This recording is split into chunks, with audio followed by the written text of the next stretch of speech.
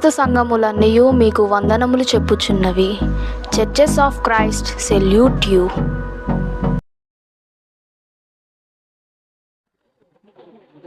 సరే, మరొకసారి మీ అందరికీ హృదయపూర్వక వందనాలు తెలియజేసుకుంటున్నాను క్రీస్తు పేరిట. దేవుడు అద్భుతంగా ఈ బోధనూరు గ్రామానికి మమ్మల్ని సురక్షితంగా జీవము లేని వాహనం పైన ప్రయాణం చేస్తున్న మమ్మల్ని ఆయన రెక్కల చాటున మమ్మల్ని భద్రపరుచుకొని ఈ ప్రాంతానికి నడిపించి తన బిడ్డలైన మీతో ఈ వాక్యాన్ని పంచుకోవటానికి దేవుడిచ్చిన అవకాశాన్ని బట్టి దేవాది దేవునికి మొదటిగా కృతజ్ఞతాస్తుతులు చెల్లిస్తున్నాను. ఈరోజు ఒక మంచి అంశం ఏంటంటే భస్మ బుధవారము గూర్చి పూర్తి వివరణ మనం తెలుసుకోవడానికి ప్రయత్నం చేద్దాం. అంశంలోకి వెళ్తున్నాం, సబ్జెక్ట్లోకి వెళ్తున్నాం, పాఠంలోకి వెళ్తున్నాం. జాగ్రత్తగా వినండి. ఈ భస్మ బుధవారము అని ఎప్పుడు, ఎందుకు, ఎలా చేస్తారో, కొంచెము ఎవరు చేశారో, ఎవరు మొదలు పెట్టారో అన్నది పూర్తి వివరణ మనం తెలుసుకోవడానికి ప్రయత్నం చేద్దాం. ఈ భస్మ బుధవారం అనేది మార్చి నెలలో స్టార్ట్ అవుతుంది. మార్చి నెలలో ప్రారంభిస్తారు. ఇది ప్రారంభించే ముందు లెంటింగ్ డేస్, ఉపవాస దినాలు, ఉపవాస దీక్ష లేదా 40 రోజుల ఉపవాస ప్రార్థనలు జరుగుతూ ఉంటాయి. ఈ జరగటానికి ముందు ఏం చేస్తారంటే, ఈ లెంటింగ్ డేస్, ఉపవాస దినాలు జరిగే ముందు రోజు స్టార్టింగ్ ప్రారంభ దినము భస్మ బుధవారం అని ప్రారంభం చేస్తారు. భస్మ బుధవారం అర్థమైందండి? యాష్ వెడ్నెస్డే అంటే బూడిద బుధవారం. ఇది ప్రారంభమైన తర్వాత మధ్యలో ఆదివారాలు వస్తూ ఉంటాయి. ఈ ఆదివారాలు లెక్కించకుండా, ఆదివారాలు లెక్కించరు, తీసేస్తారు.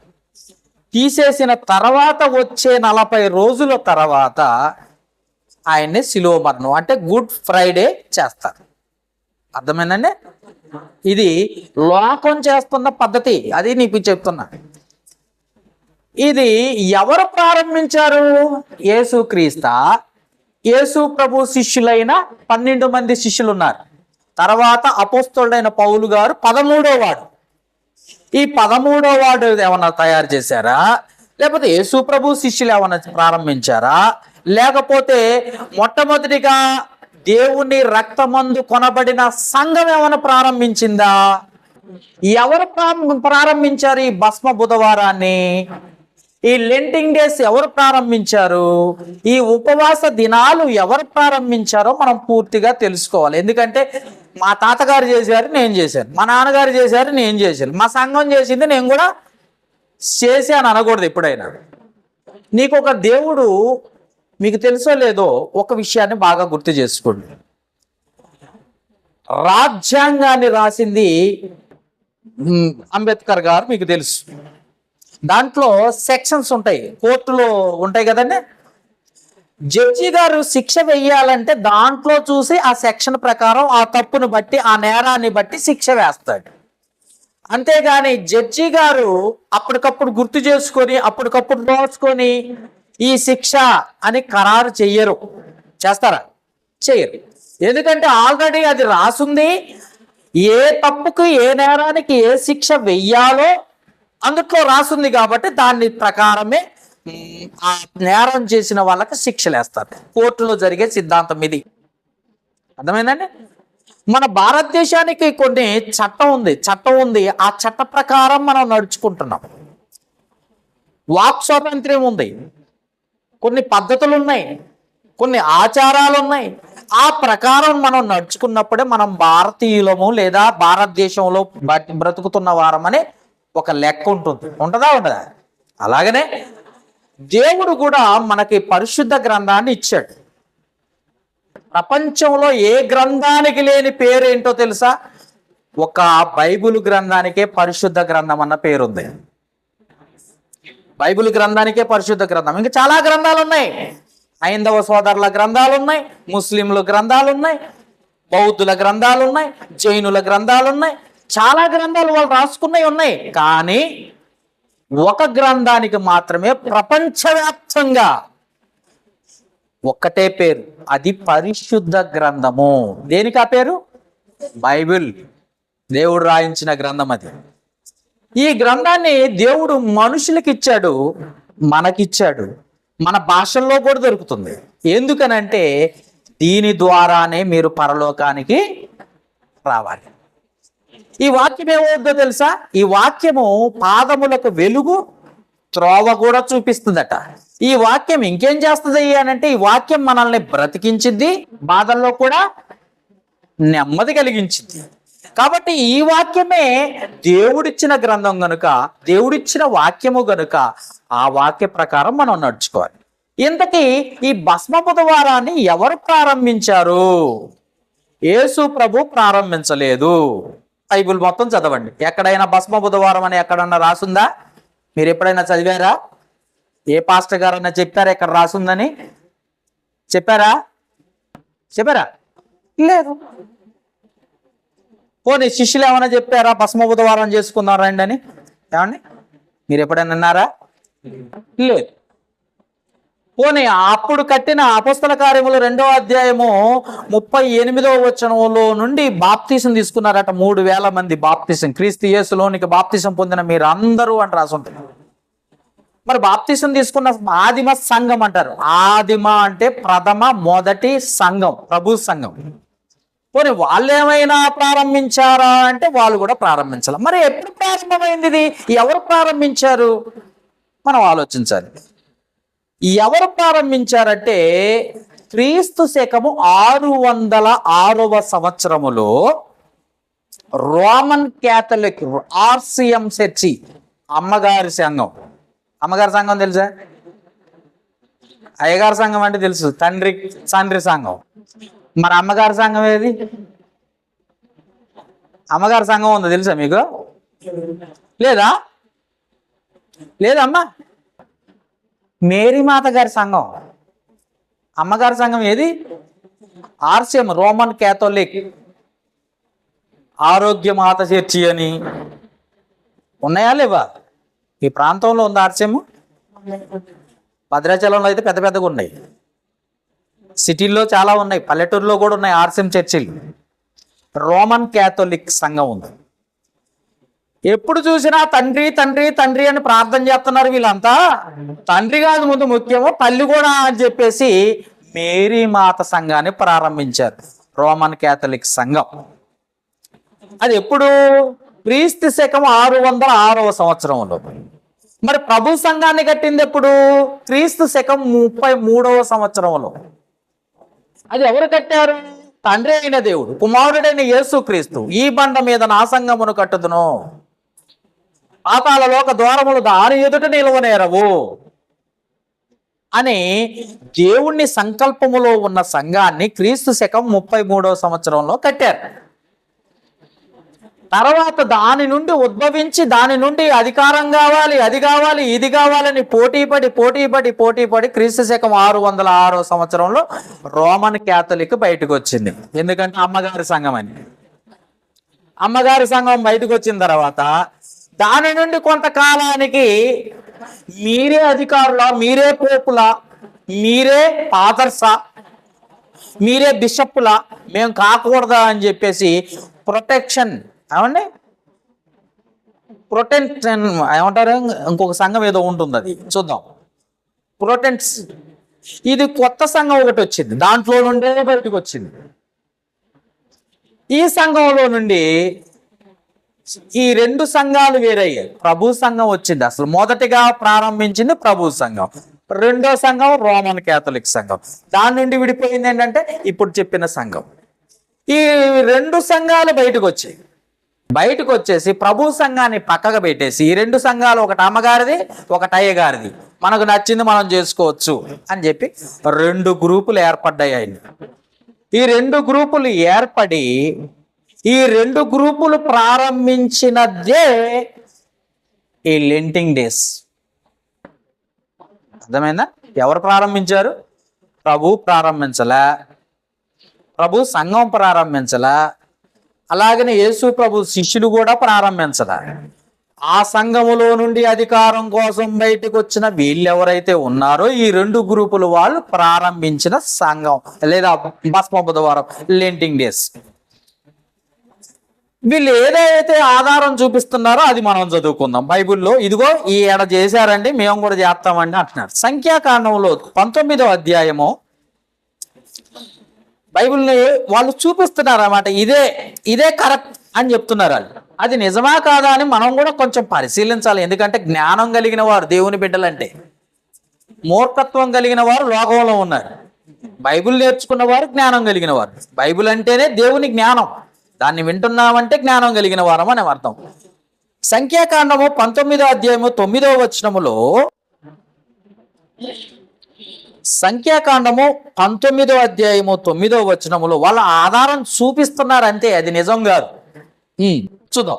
19వ అధ్యాయం 9వ వచనంలో, మరియు పవిత్రుడైన ఒకడు ఆ పెయ్య యొక్క భస్మమును అదిగో ఇక్కడ రాసుంది. భస్మ బుధవారానికి కారణం ఇదే అంటాడు. ఏమంటే దేనికి చెప్పాడో దేవుడు మనకు అవసరం లేదు. వాడికి ఏదైతే వాక్యం దొరికిందో అది పట్టుకొని ఎలాడబడుతున్నాడు. అది నిజమా కాదని పరిశీలించవు. ఆ పైన వాక్యాలు చదవు, కింద వచనాలు చదవు. ఏదైతే నచ్చిందో అది మాత్రమే మనం కూడా ఆ బండ్ల మీద, అవునండి, బైబిళ్ళ మీద, లేకపోతే ఆ వాగ్దానాల మీద పెట్టుకుంటా ఉంటాం మనం కూడా పేర్లు.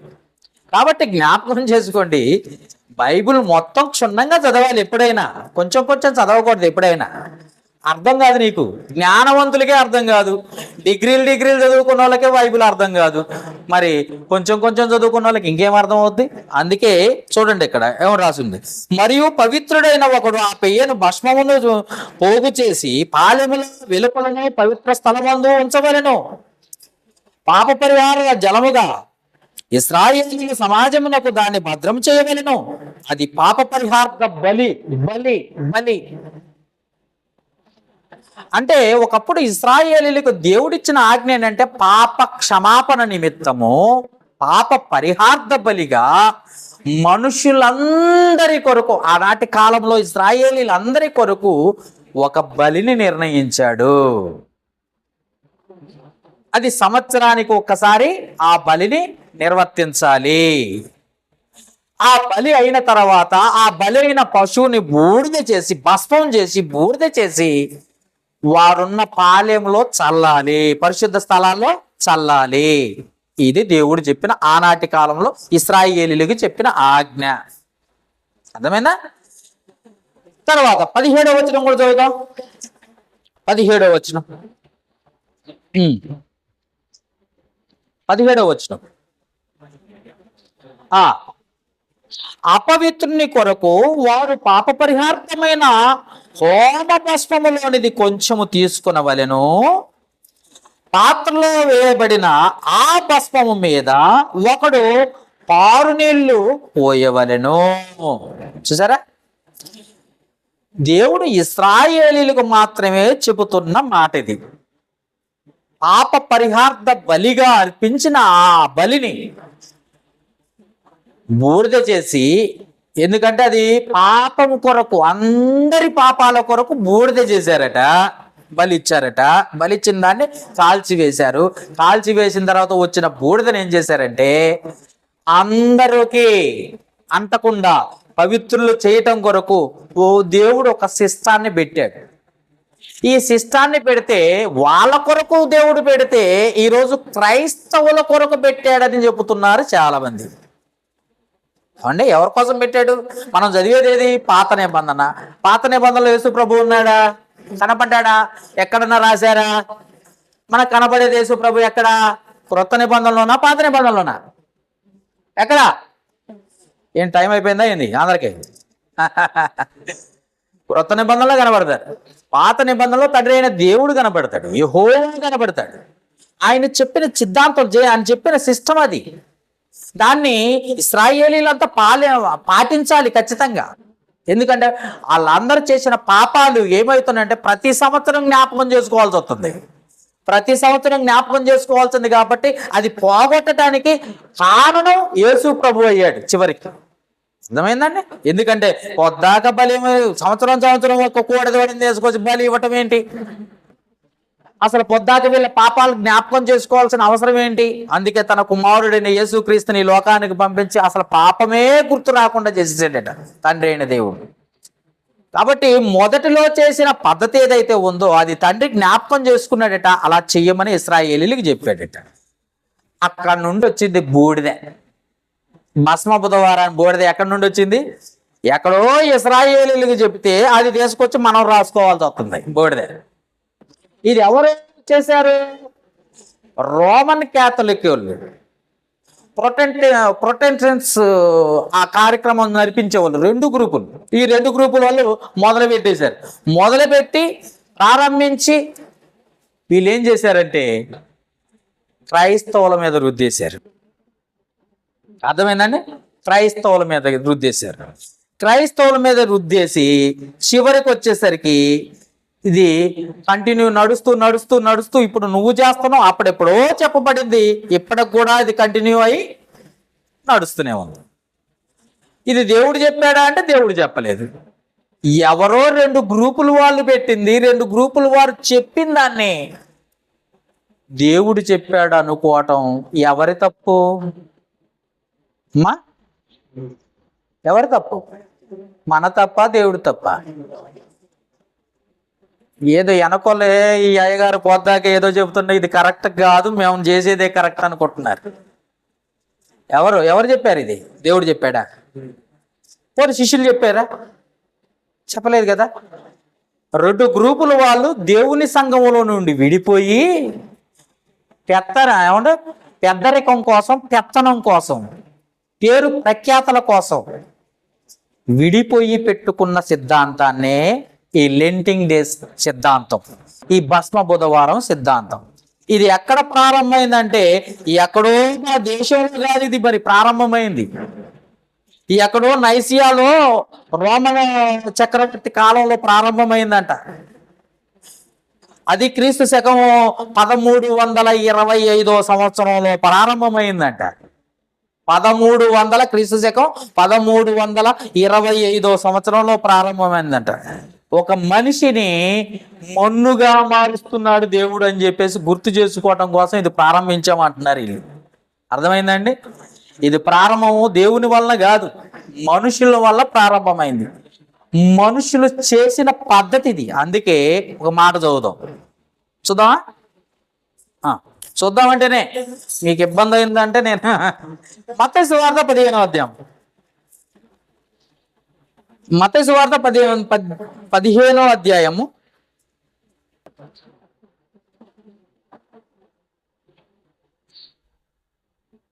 6వ వచనం. మత్తయి సువార్త 15వ అధ్యాయము 6వ వచనం. యేసు ప్రభువు చెప్తున్న మాట ఇది. ఆలంచ నుండి వచ్చిన పాస్టర్ గారు చెప్తున్న మాట కాదు, యేసు ప్రభువు చెప్తున్న మాట చదువుదాం. మత్తయి సువార్త 15వ అధ్యాయం 6వ వచనం. మీరు తీశారమ్మా బైబిల్ తీయండి నాన్న, నేనే చెప్పుకుంటూ పోతున్నా, మీరు కూడా చదవండి. బైబిల్ ఉన్నాయా లేవా? ఉన్నాయా? ఉంటే తీసి చూడండి. మీరు మీ పారంపర్య ఆచారము నిమిత్తమై దేవుని వాక్యమును నిరర్ధకము చేయుచున్నారు. వేషధారులారా, అందరికి కనపడాలని భస్మ బుధవారం చేస్తున్నారు అని చెబుతూ మన ప్రభువు చెబుతున్న మాట, గద్దిస్తున్న మాట. వేషధారులారా, ఈ ప్రజలు తమ పెదవులతో నన్ను గణపరుచుదురు గాని వారి హృదయం నాకు దూరంగా ఉంది. పెదవులతోటి బుధవారం అంటున్నారు, పెదవులతోటి ఉపవాసం అంటున్నారు, కానీ వాళ్ళ హృదయం నాకు దూరంగా ఉన్నది. మనుషులు కల్పించిన పద్ధతులు దైవోపదేశములని బోధించుచు వారు నన్ను ఏం చేస్తున్నారండి?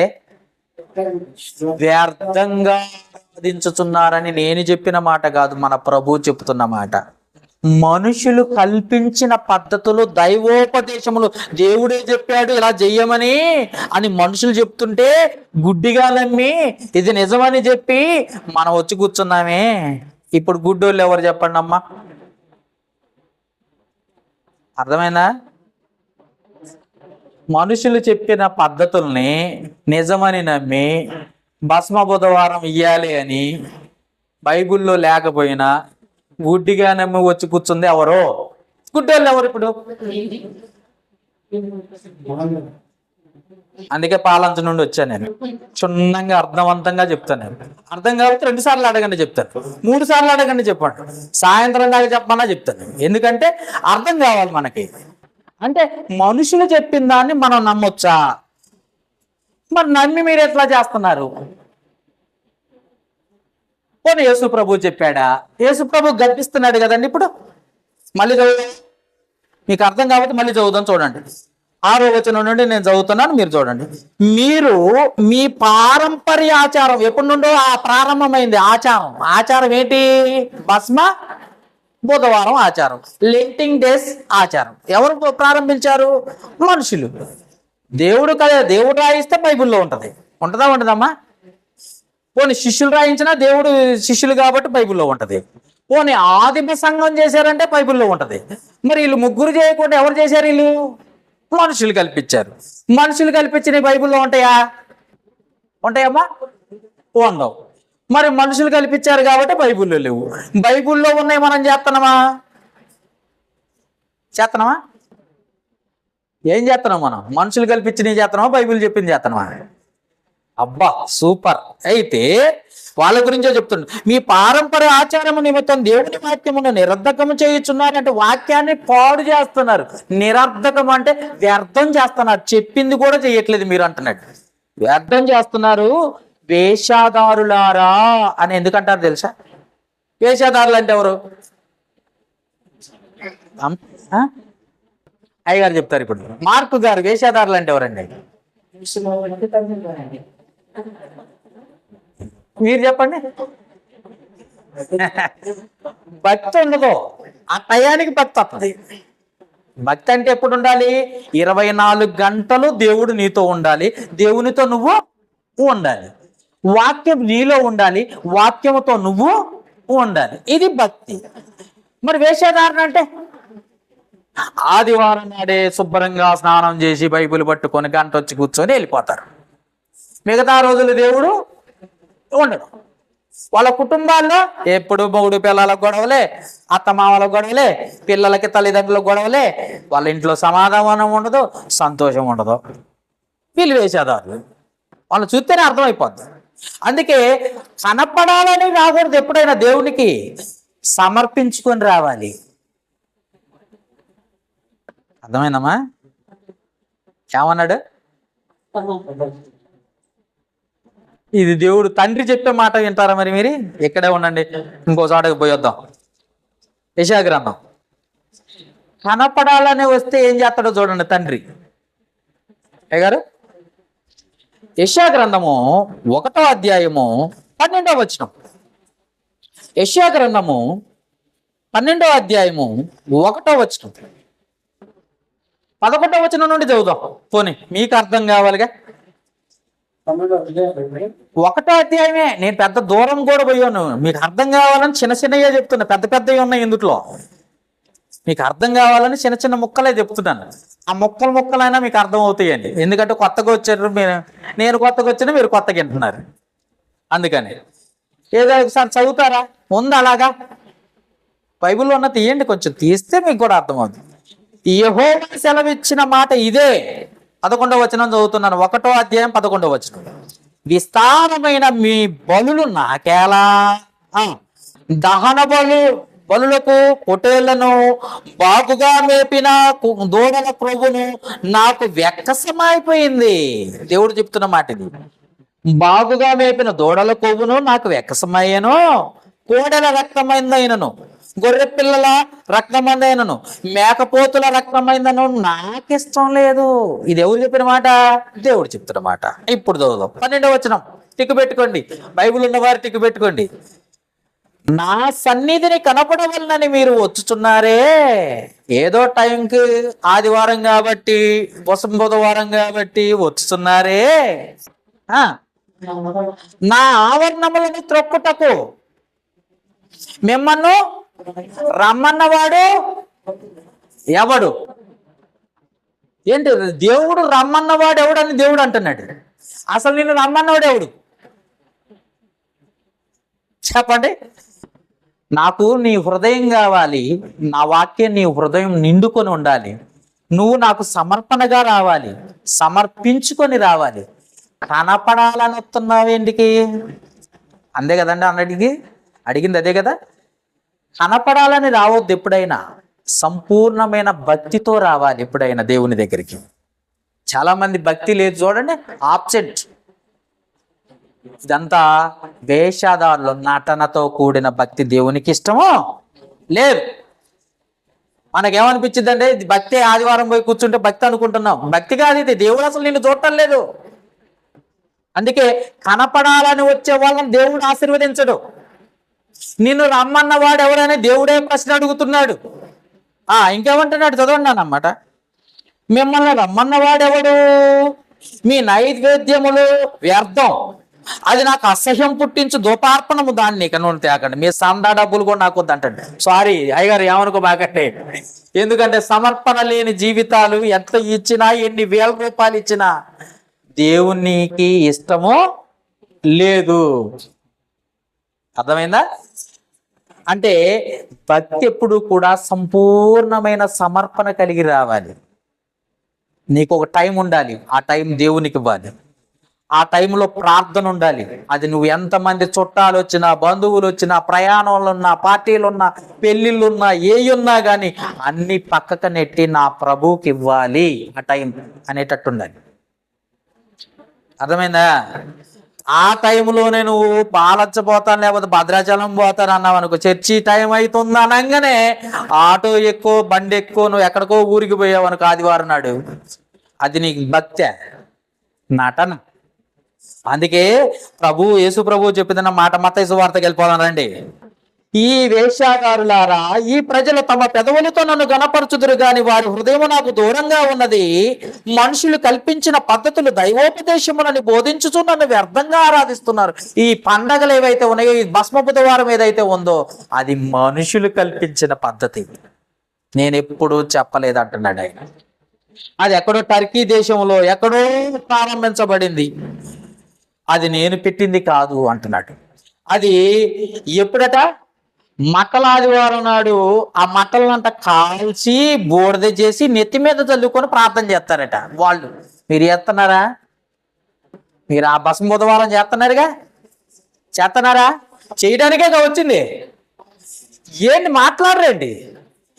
మీరంతా భస్మ బుధవారం బ్యాచ్ చేయదా? అవునా కదా? మట్టల ఆదివారం నాడు మట్టలు పట్టుకొని గుడి చుట్టూ, ఊరు చుట్టూ, ఊరు బజార్లో తిరిగి ఆ తీసుకొచ్చిన మట్టలను కాల్చి బూడిద చేసి ఆ బూడిద నెత్తి మీద పోసుకొని ఏడ్చుకుంటూ ప్రార్థన చేసేవాళ్ళట. ఆ రెండు గ్రూపులు దేవుడు చెప్పలేదు.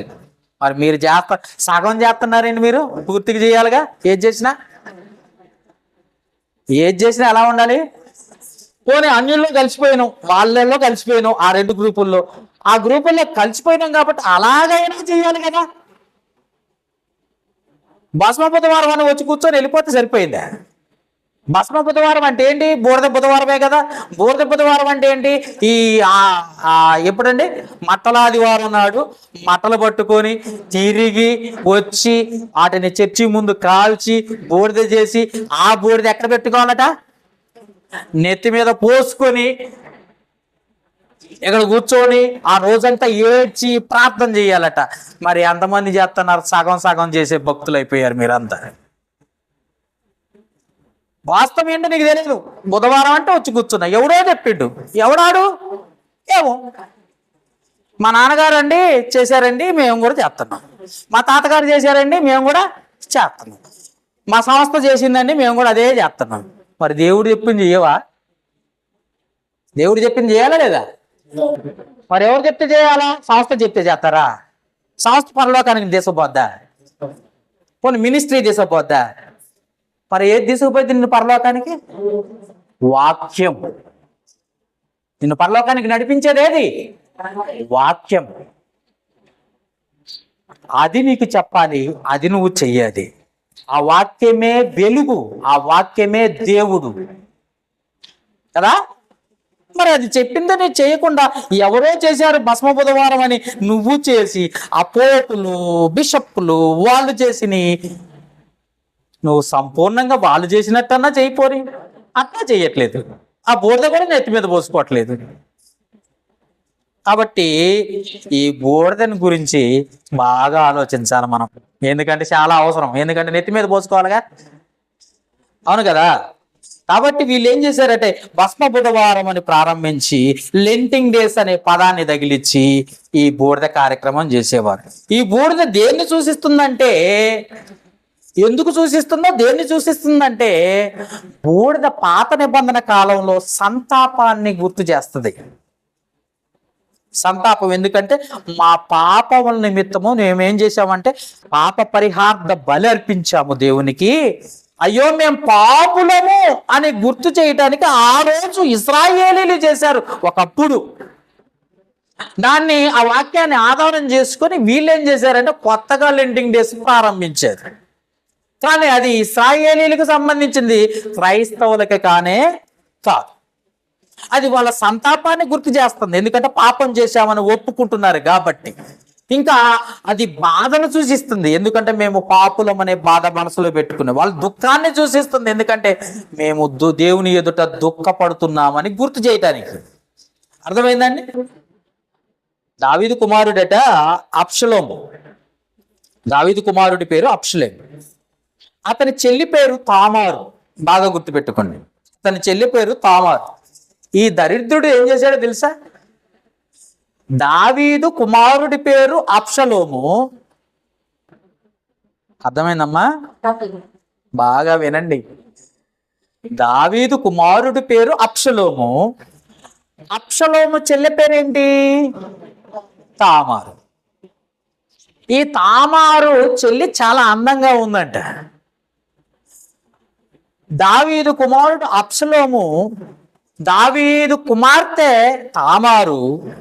తామారును చూసి అన్న అంట మోహించాడట. చూడండి ఇక్కడ ఇప్పుడు ఎట్లా జరిగిందో. చెల్లెను మోహించాడట. జాగ్రత్త, ఎందుకంటే దేవుడు పరిశుద్ధ గ్రంథాన్ని తప్పును చూపించాడు, ఒప్పును చూపించాడు. తప్పు చేసిన వాళ్ళకి ఏ శిక్ష పడి చచ్చిపోయారో చెప్తున్నాడు. విశ్వాసంలో వీరులుగా ఉన్నవారు ఎలాగా దేవుని ఎదురుగా గొప్ప కార్యక్రమాలు చేశారో కూడా బైబిల్లో రాసింది. అంతేగాని తప్పు చేశారని రాసింది కాబట్టి బైబిల్ అంతా తప్పే అనుకోబాకు ఎప్పుడైనా. చాలా మంది ఈ మధ్య కాలంలో సోషల్ మీడియాలో ఆ ఫేస్బుక్లో అక్కడ ఇక్కడ కనపడే ఏంటో తెలుసా? బైబిల్లో అన్న చెల్లెలు మోహించాడు, బైబిల్ అంతా తప్పు, బైబిల్ వ్యభిచారంతో కూడింది అని చెప్పే వాళ్ళు ఎక్కువైపోయారు. అందుకు చెప్తున్నా మీకు, వాడు తప్పు చేశాడు, వాడి తప్పును గురించి దేవుడు రాయించాడు. దావీదు గొప్పగా ఉన్నాడు, విశ్వాసవంతుడు, దేవునికి ఇష్టడైన కుమారుడు దావీదు. అలాంటి దావీదును కూడా గురించి రాయించాడు. ఎందుకంటే మంచిని రాయించాడు, చెడును రాయించాడు. కాబట్టే పరిశుద్ధ గ్రంథం ఎప్పుడు కూడా పరిశుద్ధంగానే ఉంది, కానీ దాన్ని ఎవరు పాడు చేసే పరిస్థితి లేదు. అర్థమైనా? అయితే వీళ్ళు ఊహించి వీడేం చేశాడంటే తామానంట వాడు పాడు చేసాడట. ఆ రెఫరెన్స్ రాసుకుంటానంటే చెప్తాను, చూడండి. సమూయేలు మొదటి గ్రంథం చదువుకుందాం. సమూయేలు మొదటి గ్రంథము తీసారా? కొంచెం నాతో ఒకటి బాగా రెండవ గ్రంథము 13వ అధ్యాయం. రెండవ గ్రంథము 13వ అధ్యాయము 1 నుండి 22 వచనాల వరకు చదివితే వాడు చేసిన పని ఏంటో, వాడు ఎలా చచ్చిపోయాడో కూడా రాసి ఉంటుంది బైబిల్లో. ఏది చెల్లెని పాడు చేసిన అన్న. అర్థమైందండి? ఈ చెల్లెని పాడు చేసిన అన్న గురించి బాగా రాయించి దేవుడు ఏం చేశాడంటే, ఇదిగో దావీదుకి ఇది భయంకరమైన బాధాకరమైన దినము అని చెప్పి రాయించాడు. ఆ రోజు దావీదట సంతాపం ఉందాడట, ఆ రోజు బాధపడ్డాడట, ఆ రోజు దుఃఖపడ్డాడట. వీడేంటి ఇలా తయారైపోయాడు అని చెప్పేసి ఏడ్చాడట. ఆ రోజు నెత్తి మీద బూడిద పోసుకుని ఏడ్చి ప్రార్థన చేశాడట. ఎవరు? తన కుమారుడు త్రోవ తప్పిపోయాడు, తన కుమారుడు పాపం చేశాడు, తన కుమారుడు తన కుమార్తె జీవితాన్ని పాడు చేశాడని దావీదు సంతాపం పొందాడు. ఆ సంతాప ప్రార్థన వేరు, ఆయన పోసుకున్న బూడిద వేరు. ఈరోజు మనం చేసుకున్న బూడిద ఎందుకు? కారణం ఉందా లేదా? ఆడు తప్పు చేశాడు కాబట్టి, దావీదు ఏడ్చాడు కాబట్టి, ఆ తప్పు దేవుని దృష్టిలో ఘోరంగా ఉందని ఏడ్చుకుంటూ దావీదు నెత్తి మీద బూడిద పోసుకొని ప్రార్థన చేశాడు. మనము ఈ బుధవారం నాడు ఏం చేయాలి? బూడిద మనమేం తప్పు చేసాం దేవుని ఎదుట? దేవుని బిడ్డలుగానే బ్రతుకుతున్నాం కదా, బ్రతుకుతున్నావా లేదా? అది చూపిస్తారు వాక్యం. వాళ్ళు బూడిద పోసుకున్నారండి, ప్రార్థన చేశాడండి అని చూపిస్తారు. మరి మనం ఏం తప్పు చేయకుండా బూడిద ఎందుకు పోసుకోవాలి చెప్పండి? ఏమన్నా అర్థమవుతుందా? వాళ్ళంటే తప్పు చేశారు, దేవుడు రాయించాడు. మరి మీరు పాప క్షమాపణ నిమిత్తమో క్రీస్తు యేసులోనికి బాప్తిసం పొందిన మీరందరూ పరిశుద్ధులుగా, విశ్వాసులుగా, క్రైస్తవులుగా మారారా లేదా? మారిన తర్వాత మీరు బూడిద పోసుకునే అవసరం ఏమొచ్చింది? ఎంత ఘోర పాపం మీరేం చేశారు? ఏమైనా చేశారా? ఏం చేయలేదు కదా. మీ కొరకే కదా ప్రభు అయిన యేసుక్రీస్తు ప్రాణం పెట్టింది. ప్రాణం పెట్టిన ప్రభువుని నువ్వు ఎలా ఉండాలో తెలుసా? ఆ ప్రభువుకు సంపూర్ణమైన సమర్పణ కలిగి ఆనందించుడి. మరలా చెప్పుదును, ప్రభువునందు ఆనందించండి అని చెబితే బూడిద పోసుకుంటాం, ఏడ్చుకుంటూ ప్రార్థన చేస్తాం, బువ్వ తినకుండా ఉపవాసాలు ఉంటాం, గ్యాస్ ట్రబుల్ తెచ్చుకుంటాం. అంతే కదండి? అంతేనా? అన్నం తినకపోతే వచ్చే రోగం ఏంటి? గట్టి చెప్పండి, నాకు కూడా వినపట్లేదు. గ్యాసేనా? నువ్వు రోగంతో ఉంటావు, దేవునికి ఇష్టమా? ఏదని చెప్పండి. వాళ్ళు ఏదో చేశారు, వాళ్ళు తప్పు చేశారు కాబట్టి వాళ్ళు ఆ పరిస్థితికి వచ్చారు, వాళ్ళు ఉపవాసం ఉన్నారు. మరి యేసు ప్రభు అంటే మనందరినీ రక్షించాలి కాబట్టి తండ్రి దగ్గర మొరపెట్టుకున్నాడు, 40 రోజులు ఉపవాసం ఉన్నాడు. మరి మీరెందుకు చెయ్యాలి? మీరు చెయ్యొద్దు, సంతోషించండి అంటే మీరెందుకు చేస్తున్నారు? మీరు కూడా పెద్ద పాపం చేశారా? పెద్ద పాపం చేసిన వాళ్ళు కదండి. మిమ్మల్ని విడిపించడానికి యేసు ప్రభు చేశాడు, అంతే కదండి. మిమ్మల్ని ప్రపంచంలో ఉన్న సర్వమానవాళి కొరకు ఉపవాసం ఉన్నాడు యేసు ప్రభు. మీరెవరి కోసం ఉపవాసం ఉన్నారు? మీరెందుకు బురద పోసుకుంటున్నారు? మీరు అంత ఘోర పాపం ఏం చేశారు అంటే సమాధానం లేదు. ఉంటే చెప్పండి, నేనంట. ఉందా? అంత ఘోర పాపం బూడిద పోసుకుని, అంత ఘోర పాపం భస్మ బుధవారం బూడిద పోసుకుని అంత పాపం చేశారా? యేసు ప్రభు చేయమన్నాడా? మరి ఎందుకు చేస్తున్నారు? చాలా ఉన్నాయి రెఫరెన్స్లు, మీకు చెప్తామను. అంటే మీకు తెలియకుండానే మేము ఇంకా పాపంలోనే ఉన్నాం అనుకుంటున్నారు మీరు. ఇంకా మేము దేవుని ఎరగని వారము, ఇంకా లోకంలో ఉన్నాము, మాకు దేవుడితో సంబంధం లేదు, అందుకే నెత్తి మీద బూడిద పోసుకుంటాము, బసవ బుధవారం చేసుకుంటా ఉంటాం అంటారా? ఇంకొక వెతుకున్నాడు చూడండి. ఇప్పుడు యోబు గ్రంథం 2వ అధ్యాయం 7-8 వచనాలు చూద్దాం. మీకు ఇంత క్లియర్గా చెప్పాలి కదా. యోబు గ్రంథము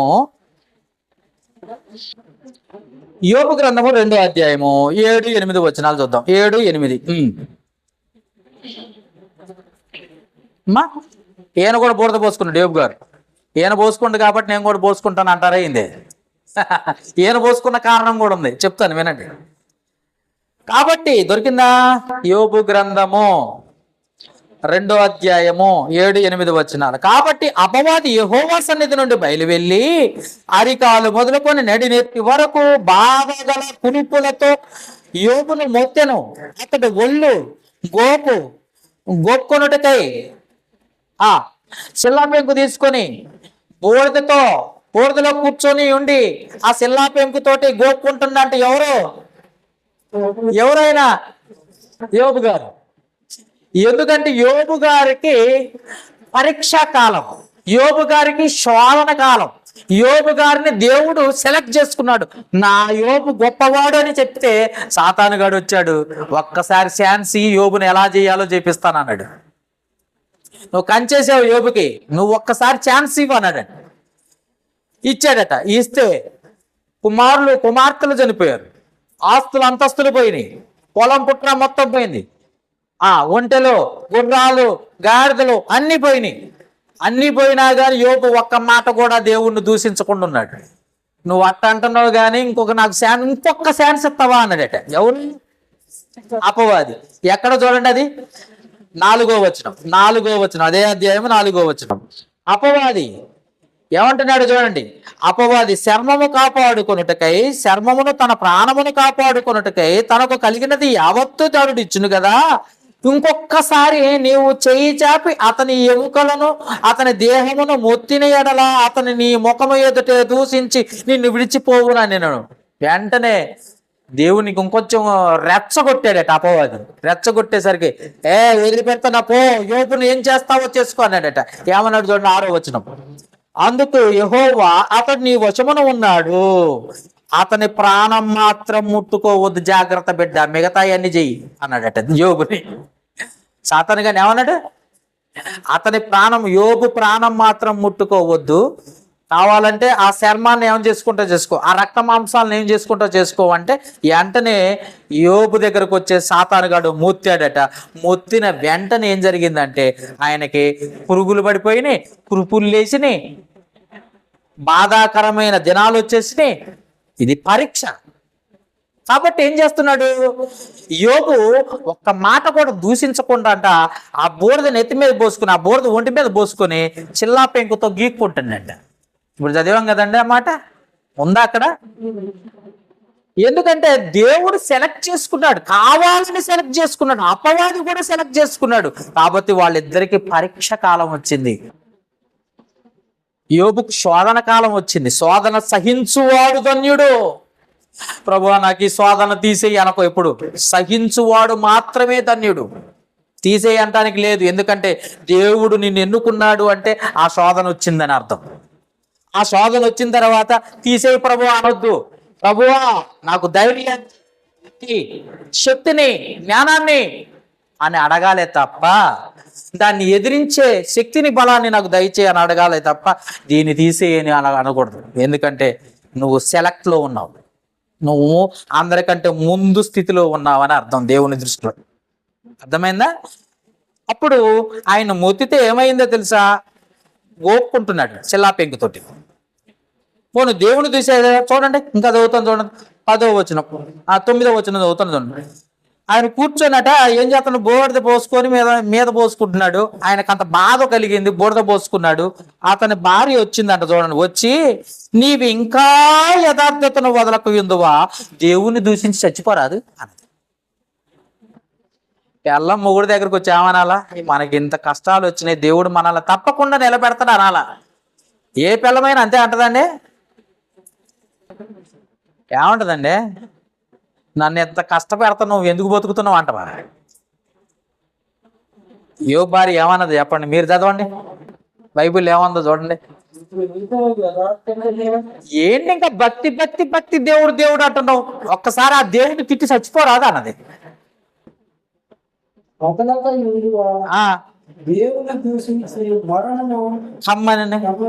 అంటే అర్థం ఏంటి? ఆ దేవుని తిట్టి చచ్చిపోరాదు అంటుంది యోబుని. పెళ్ళం అట్ట అంటదండి ఎక్కడన్నా? మన కష్టాలు ఎప్పుడు శాశ్వతం కావు, సుఖాలు ఎప్పుడు శాశ్వతం కాదు. ఒకరోజు ఉంటాయి, ఒకరోజు ఉండవు. దేవుని బిడ్డలం మనం. దేవుని ఎదుట యథార్థంగా ఉండాలి, అవసరమైతే ఓర్చుకోవాలి, సహించాలి. సహించువాడు ధన్యుడు అని యోబుకి భార్య సలహా ఇవ్వాలి కానీ, సహాయం చేయాలి కానీ, సాటి అయిన సహాయంగా ఉండాలి కానీ, ఎందుకు నీ భక్తి, ఆ దేవుని తిట్టి చచ్చిపో అంటుంది. ఎట్టేనండి? మీరు కూడా అట్టే అంటున్నారా? మనసులో అనుకుంటారు, ఇంటికాడికి పోతే కానీ మీ నిజ స్వరూపాలు బయటపడవు. నిజమా కదా? ఎన్నిసార్లు అని ఉంటారు, ఇక్కడ మాత్రం భక్తిగానే ఉంటారు, లోపల మాత్రం దేవుడు చూస్తున్నాడు జాగ్రత్త మిమ్మల్ని అనే మాట. ఇక యోబు భార్య అట్టే అన్నది. అప్పుడు యోబు అన్నాడు చూడండి. ఇప్పుడు అందుకతడు 10వ వచనం, అందుకతడు మూర్ఖురాలు మాట్లాడినట్లు నువ్వు మాట్లాడుతున్నావు, మనము దేవుని మేలే అనుభవించుదుమా, కీడు అనుభవించతగదా అనెను.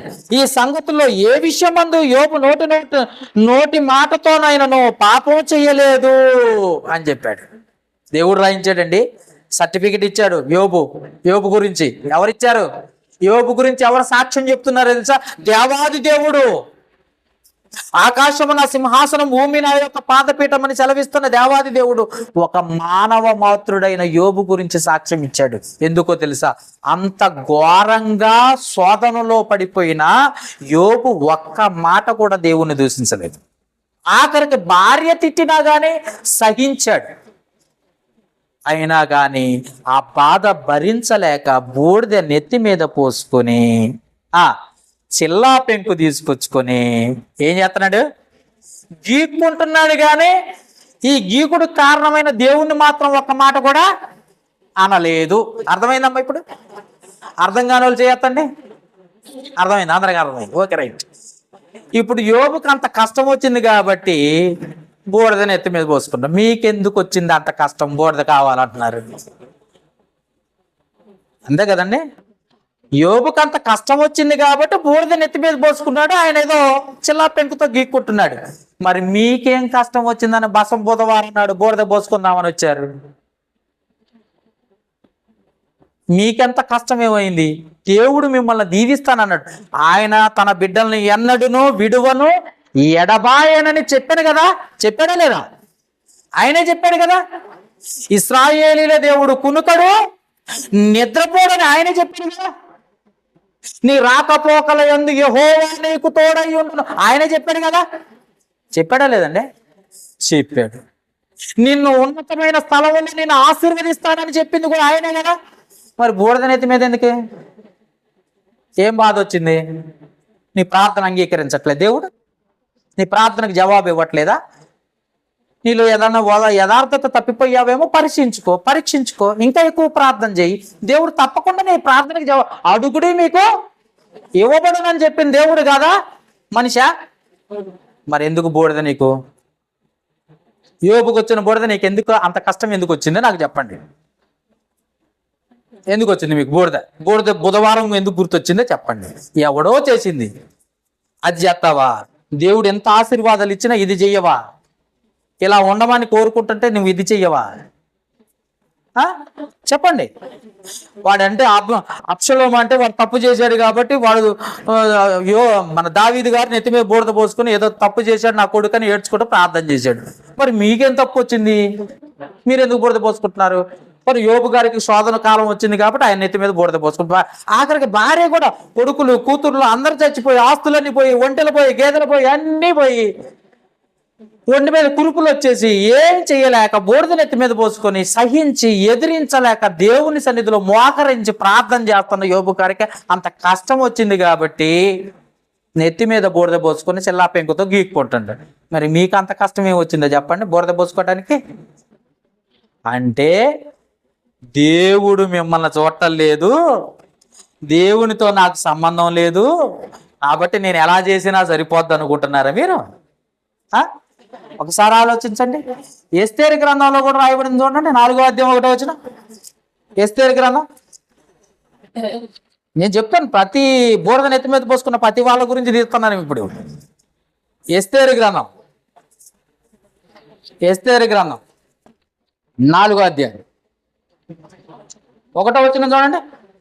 జరిగినదంతయో తెలియగానే దొరికిందండి మీకు. పేజీ నెంబర్ 416, పాత నిబంధనలో 416. జరిగిందంతా తెలియగానే మొర్దెకై తన బట్టలు జింపుకొని గోనె పట్టాలు వేసుకొని బూడిద పోసుకొని పట్టణము మధ్యకు బయలువెళ్ళి మహాశోకముతో రోదనము చేసి రాజు గుమ్మము ఎదుటకొచ్చెను అని రాస్తుంది. బూడిద నెత్తిమే పోసుకుంటూ పాపం ఎవరైనా మొర్దెకై.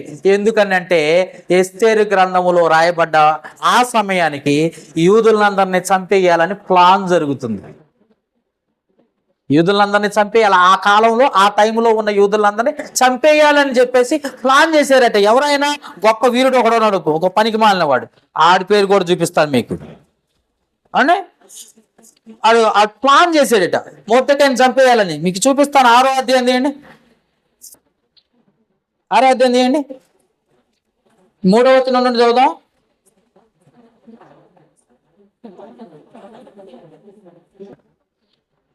మూడవ వచనం. ఆ రాజు ఆ సంగతి విని ఇందు నిమిత్తమే మొర్దెకై బహుమతి ఏదైనానో గంత ఏదైనానో చేయబడినా అని ఆయన అడుగగా రాజు సేవకులు అతనికి ఏమీ చేయబడలేదని ప్రత్యుత్తరం ఇచ్చిన.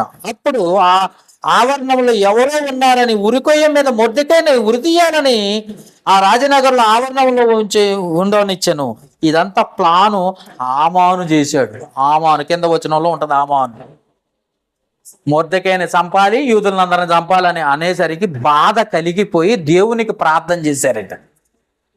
బోడిద పోసుకొని నన్ను ఎవరు చంపుతున్నారు చెప్పండి? ఇక్కడ ప్రశాంతంగా ఉన్నావుగా. మేమంటే సిటీలో ఉంటున్నాం, ఏం జరుగుద్దో తెలియదు. మీరైతే పల్లెటూరులో ఉంటున్నారు, హాయిగా ఉంటున్నారు. మీకేం ఆపద వచ్చిందని నెత్తి మీద బురద పోసుకుంటారు చెప్పండి? అలాంటి యూదులు ఆ కాలంలో రాజుగారి దగ్గర వర్తమానం తీసుకొని మొత్తాన్ని వాళ్ళని చంపేయాలి, ఉరేయాలి అని ప్లాన్ చేశారు కాబట్టి వాళ్ళు బూడిద నెత్తి మీద పోసుకున్నారు. ఈనాటి క్రైస్తవులకి ఇంకా మోడీ మన దాకా రాలేదుగా. అంటే ఛత్తీస్గఢ్లో అంటే చర్చిలు కూలగొట్టాలని ప్లాన్ వేశారు తెలుసా అండి? ఎప్పుడైనా పోయారా ఛత్తీస్గఢ్? ఆ జగదల్పూర్ ఏరియాకు పోండి, కిస్టారం దగ్గరకు పోండి, ఒక్క చర్చి కనపడితే అప్పుడు అడుగు. ఒక్క చర్చి కనపడితే సీక్రెట్గా ప్రార్థన చేసుకోవాలి. అది ఎవరికి వినపడకూడదు, కనపడకూడదు. కనపడితే గొడవలు, కొట్టటాలు, చంపటాలు. ఆ మహారాష్ట్రకి వెళ్ళి అటు పోతే, బీహార్కి వెళ్ళిపోతే అటు ఉన్నాయి. కానీ నువ్వు ఆంధ్రప్రదేశ్లో ఉండి నేను ఎవరైనా కొట్టేవాళ్ళు ఉన్నారు ప్రార్థన చేసుకుంటుంటే? ఉన్నారా? మరి హ్యాపీగే కదా. వాళ్ళంటే బాధతో ఏడ్చారంటే బాగుంటుంది. మరి మీకేం బాధ లేకుండా మీరెందుకు నెత్తి మీద బురద పోసుకుంటున్నారు? ఎస్తేరు గ్రంథంలో మొర్దెకైని యూదులందరినీ చంపాలని రాజు దగ్గర తాకీదు తీసుకొని రాయించుకొని ముద్రేసుకొని వచ్చారట. ఆ రాజుగారికి నిద్ర పట్టనీయకుండా చేసేటట్టు. ఇప్పుడు మీరు అదే చదువుతున్నారు, చదవండి ఒకసారి. ఆ మాట కూడా చూపిస్తాను మీకు. 6వ అధ్యాయం 1వ వచనం చూడండి. రాజుకి నిద్ర కూడా పట్టనీయలేదట దేవుడు. నా బిడ్డల్ని చంపేస్తావా నువ్వు అని నిద్ర పోకుండా చేసిండట. ప్రశాంతంగా నిద్రపోవాల్సిన రాజుగారికి నిద్ర లేకుండా చేసింది ఎవరో తెలుసా? శివమొగల దేవుడు. తన బిడ్డల్ని ఎవరిని ముట్టుకొనివాడు. అది చదవండి ఒకసారి. ఆ రాత్రి నిద్ర పట్టక పోయినందున రాజ్యపు సమాచార గ్రంథమును తెప్పించుకొని రాజు ఆజ్ఞ అయ్యగా అది రాజు ఎదుట చదివి వినిపింపబడేను. రాజుగారికి నిద్ర పట్టకుండా చేసి తెల్లారిపాటికి ఊరేయాలి, యూదులందరిని చంపేయాలి. రాజుగారికి నిద్రపోనిస్తాడు ఆ రోజు దేవుడు. పోనిచ్చిన పోనీ. అంత గొప్ప దేవుడు అంత ప్రమాదాల నుండి, అంత కష్టములో నుండి, ఎలాంటి ఆపదనైనా విడిపించగలిగిన దేవుడు నీకు తోడుగా ఉంటే బోడిద నెత్తి మీద పోసుకుని బుధవారం చేస్తున్నావు. వాళ్ళు చేశారు కాబట్టి, వాళ్ళకు ఒక పద్ధతి ఉంది కాబట్టి వాళ్ళని విడిపించాడు దేవుడు. నిన్ను ఆల్రెడీ పాపంలో నుండి విడిపించి చర్చికి నడిపించాడు కదా. ఇంకా చదువుతారా? యోనా గ్రంథం 3వ అధ్యాయం తీయండి. ఈయన కూడా బురద పోసుకున్నాడు. ఈ బోడదలంతా మనకు ఇప్పుడు పెద్ద అవసరం అయింది. యోనా గ్రంథం కార్తీక్ వచ్చి చదువుతావా? యోనా గ్రంథము 3వ అధ్యాయం 1 నుండి 6 వచనాలు.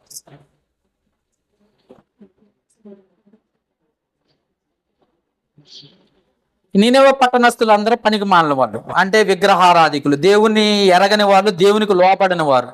వీళ్ళు గురించి నీనెవె పట్టణానికి వెళ్ళి సువార్త ప్రకటించమని దేవుడు యోనాని ఎన్నుకుంటే, యోనా ఏం చేశాడట? నీనెవె పట్టణానికి వెళ్ళకుండా తార్షీషు పట్టణానికి వెళ్ళిపోయి వాడ అడుగు బాగాన నిద్రపోతా అంటే వాడంతా అల్లకొల్లలమై, సముద్రం అంతా అల్లకొల్లలం అయిపోయినప్పుడు ఆ సముద్రపు ఆ వాడ నాయకుడు వచ్చేసి ఓరి నిద్రపోతా. 6వ వచనం 1వ అధ్యాయం 9వ వచనం దొరికిందా మీకు? యోనా గ్రంథం తీసారా? పేజీ నెంబర్ చెప్పాలా? 762 పేజీ. 762 పేజీ. మీరు చాలా స్పీడ్గా ఉంటారని, ఎంత నీరసంగా ఉన్నారు ఏంటో నాకు అర్థం కాదు. ఈ నిద్రపోతా 6వ వచనంలో అంటే అప్పుడు వచ్చి ఓరి నిద్రపోతా నీ దేవునికి ప్రార్థన చేయి, ఇక్కడ ప్రాణాలు పోతాంటే నిద్రపోతాను ఏందిరా బాబా అంటే అప్పుడు యోనా అన్నాడు, నేనే ఈ పాపానికి కారణం, నన్ను ఎత్తి సముద్రంలో వేసేయండి అన్నాడట. వేసేయండి అంటే ఆ సముద్రంలో ఎత్తి పడేసిన తర్వాత అప్పుడు సముద్రం నెమ్మదించిందంట.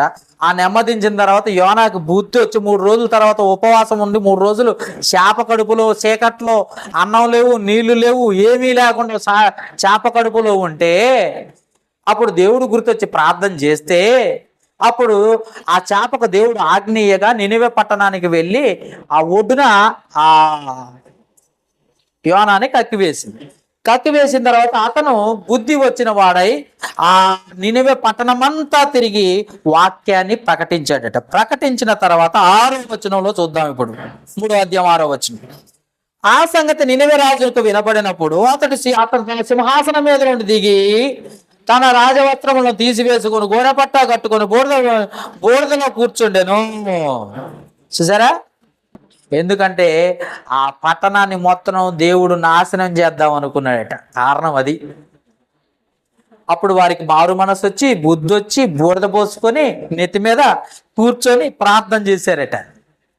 ఎందుకంటే దేవుని ఉగ్రత ఆ దేశం ఆ నినివే పట్టణం పైన ఉంది కాబట్టి వారు బూడిద పోసుకొని ఏడ్చారు. ఈరోజు మనం ఎందుకు బూడిద పోసుకోవాలంటానా నేను? అవునండి. ఎస్తేరు గ్రంథంలో మొర్దెకైని ఉరేయాలనుకున్నారు, యూదులందరిని చంపేయాలనుకున్నారు కాబట్టి వాళ్ళు బూడిద పోసుకున్నారు. దావీదు కుమారుడు పాపం చేశాడు కాబట్టి దావీదు ఏం చేశాడంటే కొడుకు తప్పున బూడిద పోసుకుని ఏడ్చుకుంటూ దేవునికి ప్రార్థన చేశాడు. యోబు గారికి కష్టం వచ్చింది కాబట్టి, కష్టంలో అన్ని శ్రమలు వచ్చాయి కాబట్టి అవి పోటానికి కాదు, ఆ బాధను సహించడానికి బూడిద పోసుకొని సిల్లా పెంకుతో గీక్కుంటూ కూర్చున్నాడు. మరి మీకేం కష్టం వచ్చిందని బూడిద పోసుకుంటున్నారు చెప్పండి?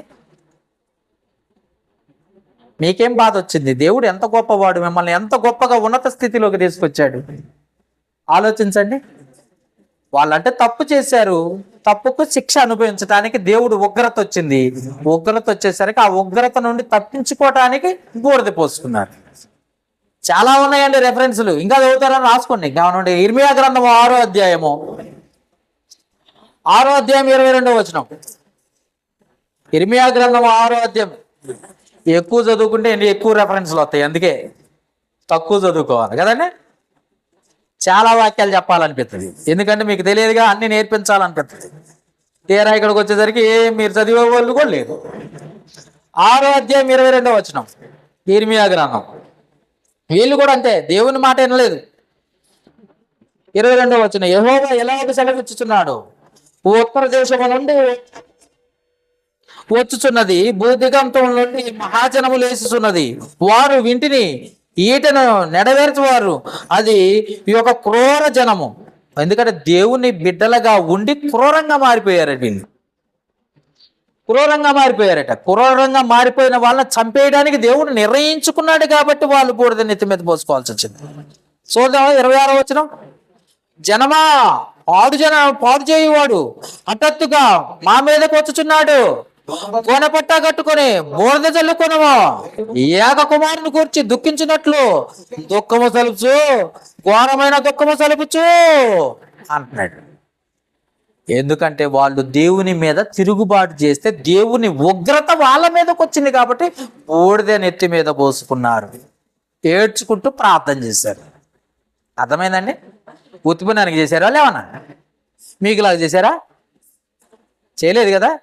వాళ్ళు తప్పు చేశారు, దేవుని ఉగ్రత వచ్చింది, ఉగ్రత వలన వాళ్ళు నశించిపోతారు, చచ్చిపోతారు వాళ్ళు. కనుక భయపడి, దేవునికి భయపడి నెత్తి మీద బూడిద పోసుకొని మారు మనసు నిమిత్తం పశ్చాత్తాపడుతూ ప్రార్థన చేశారు. ఓకే, ఇంకా చదువుతారా? 25వ అధ్యాయం ఇర్మియా గ్రంథం 11వ వచనం చూడండి. 25వ అధ్యాయం 11వ వచనం. ఈ దేశమందు పాడుగాను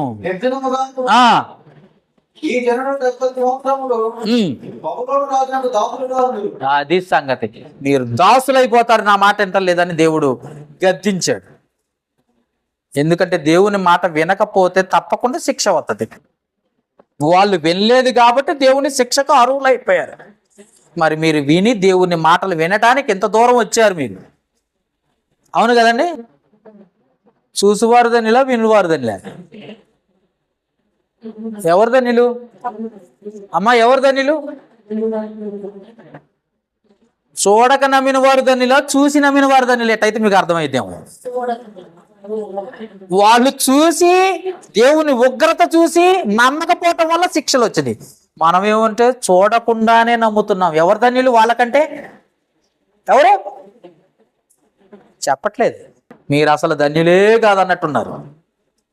చూసి నమ్మిన వారా, చూడక నమ్మిన వారా?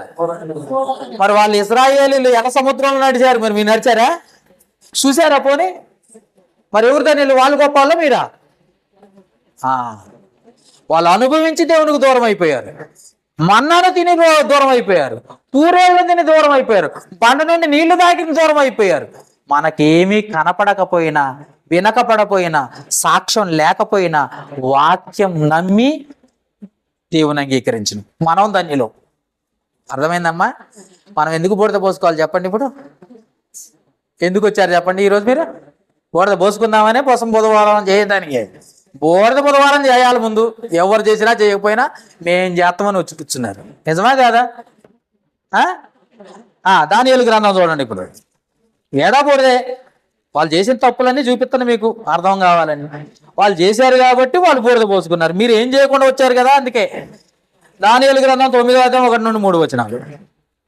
కార్తీక్ కొద్ది ఫాస్ట్. మాదీడగు అహష్వేషు యొక్క కుమారుడైన గర్వేషు కల్దీయులను రాజైను అతని ఏలుబడిలో మొదటి సంవత్సరం మంది దానియేలు నేను యెహోవా ప్రవక్తనకు ఇర్మియాకు సెలవిచ్చినట్టుగా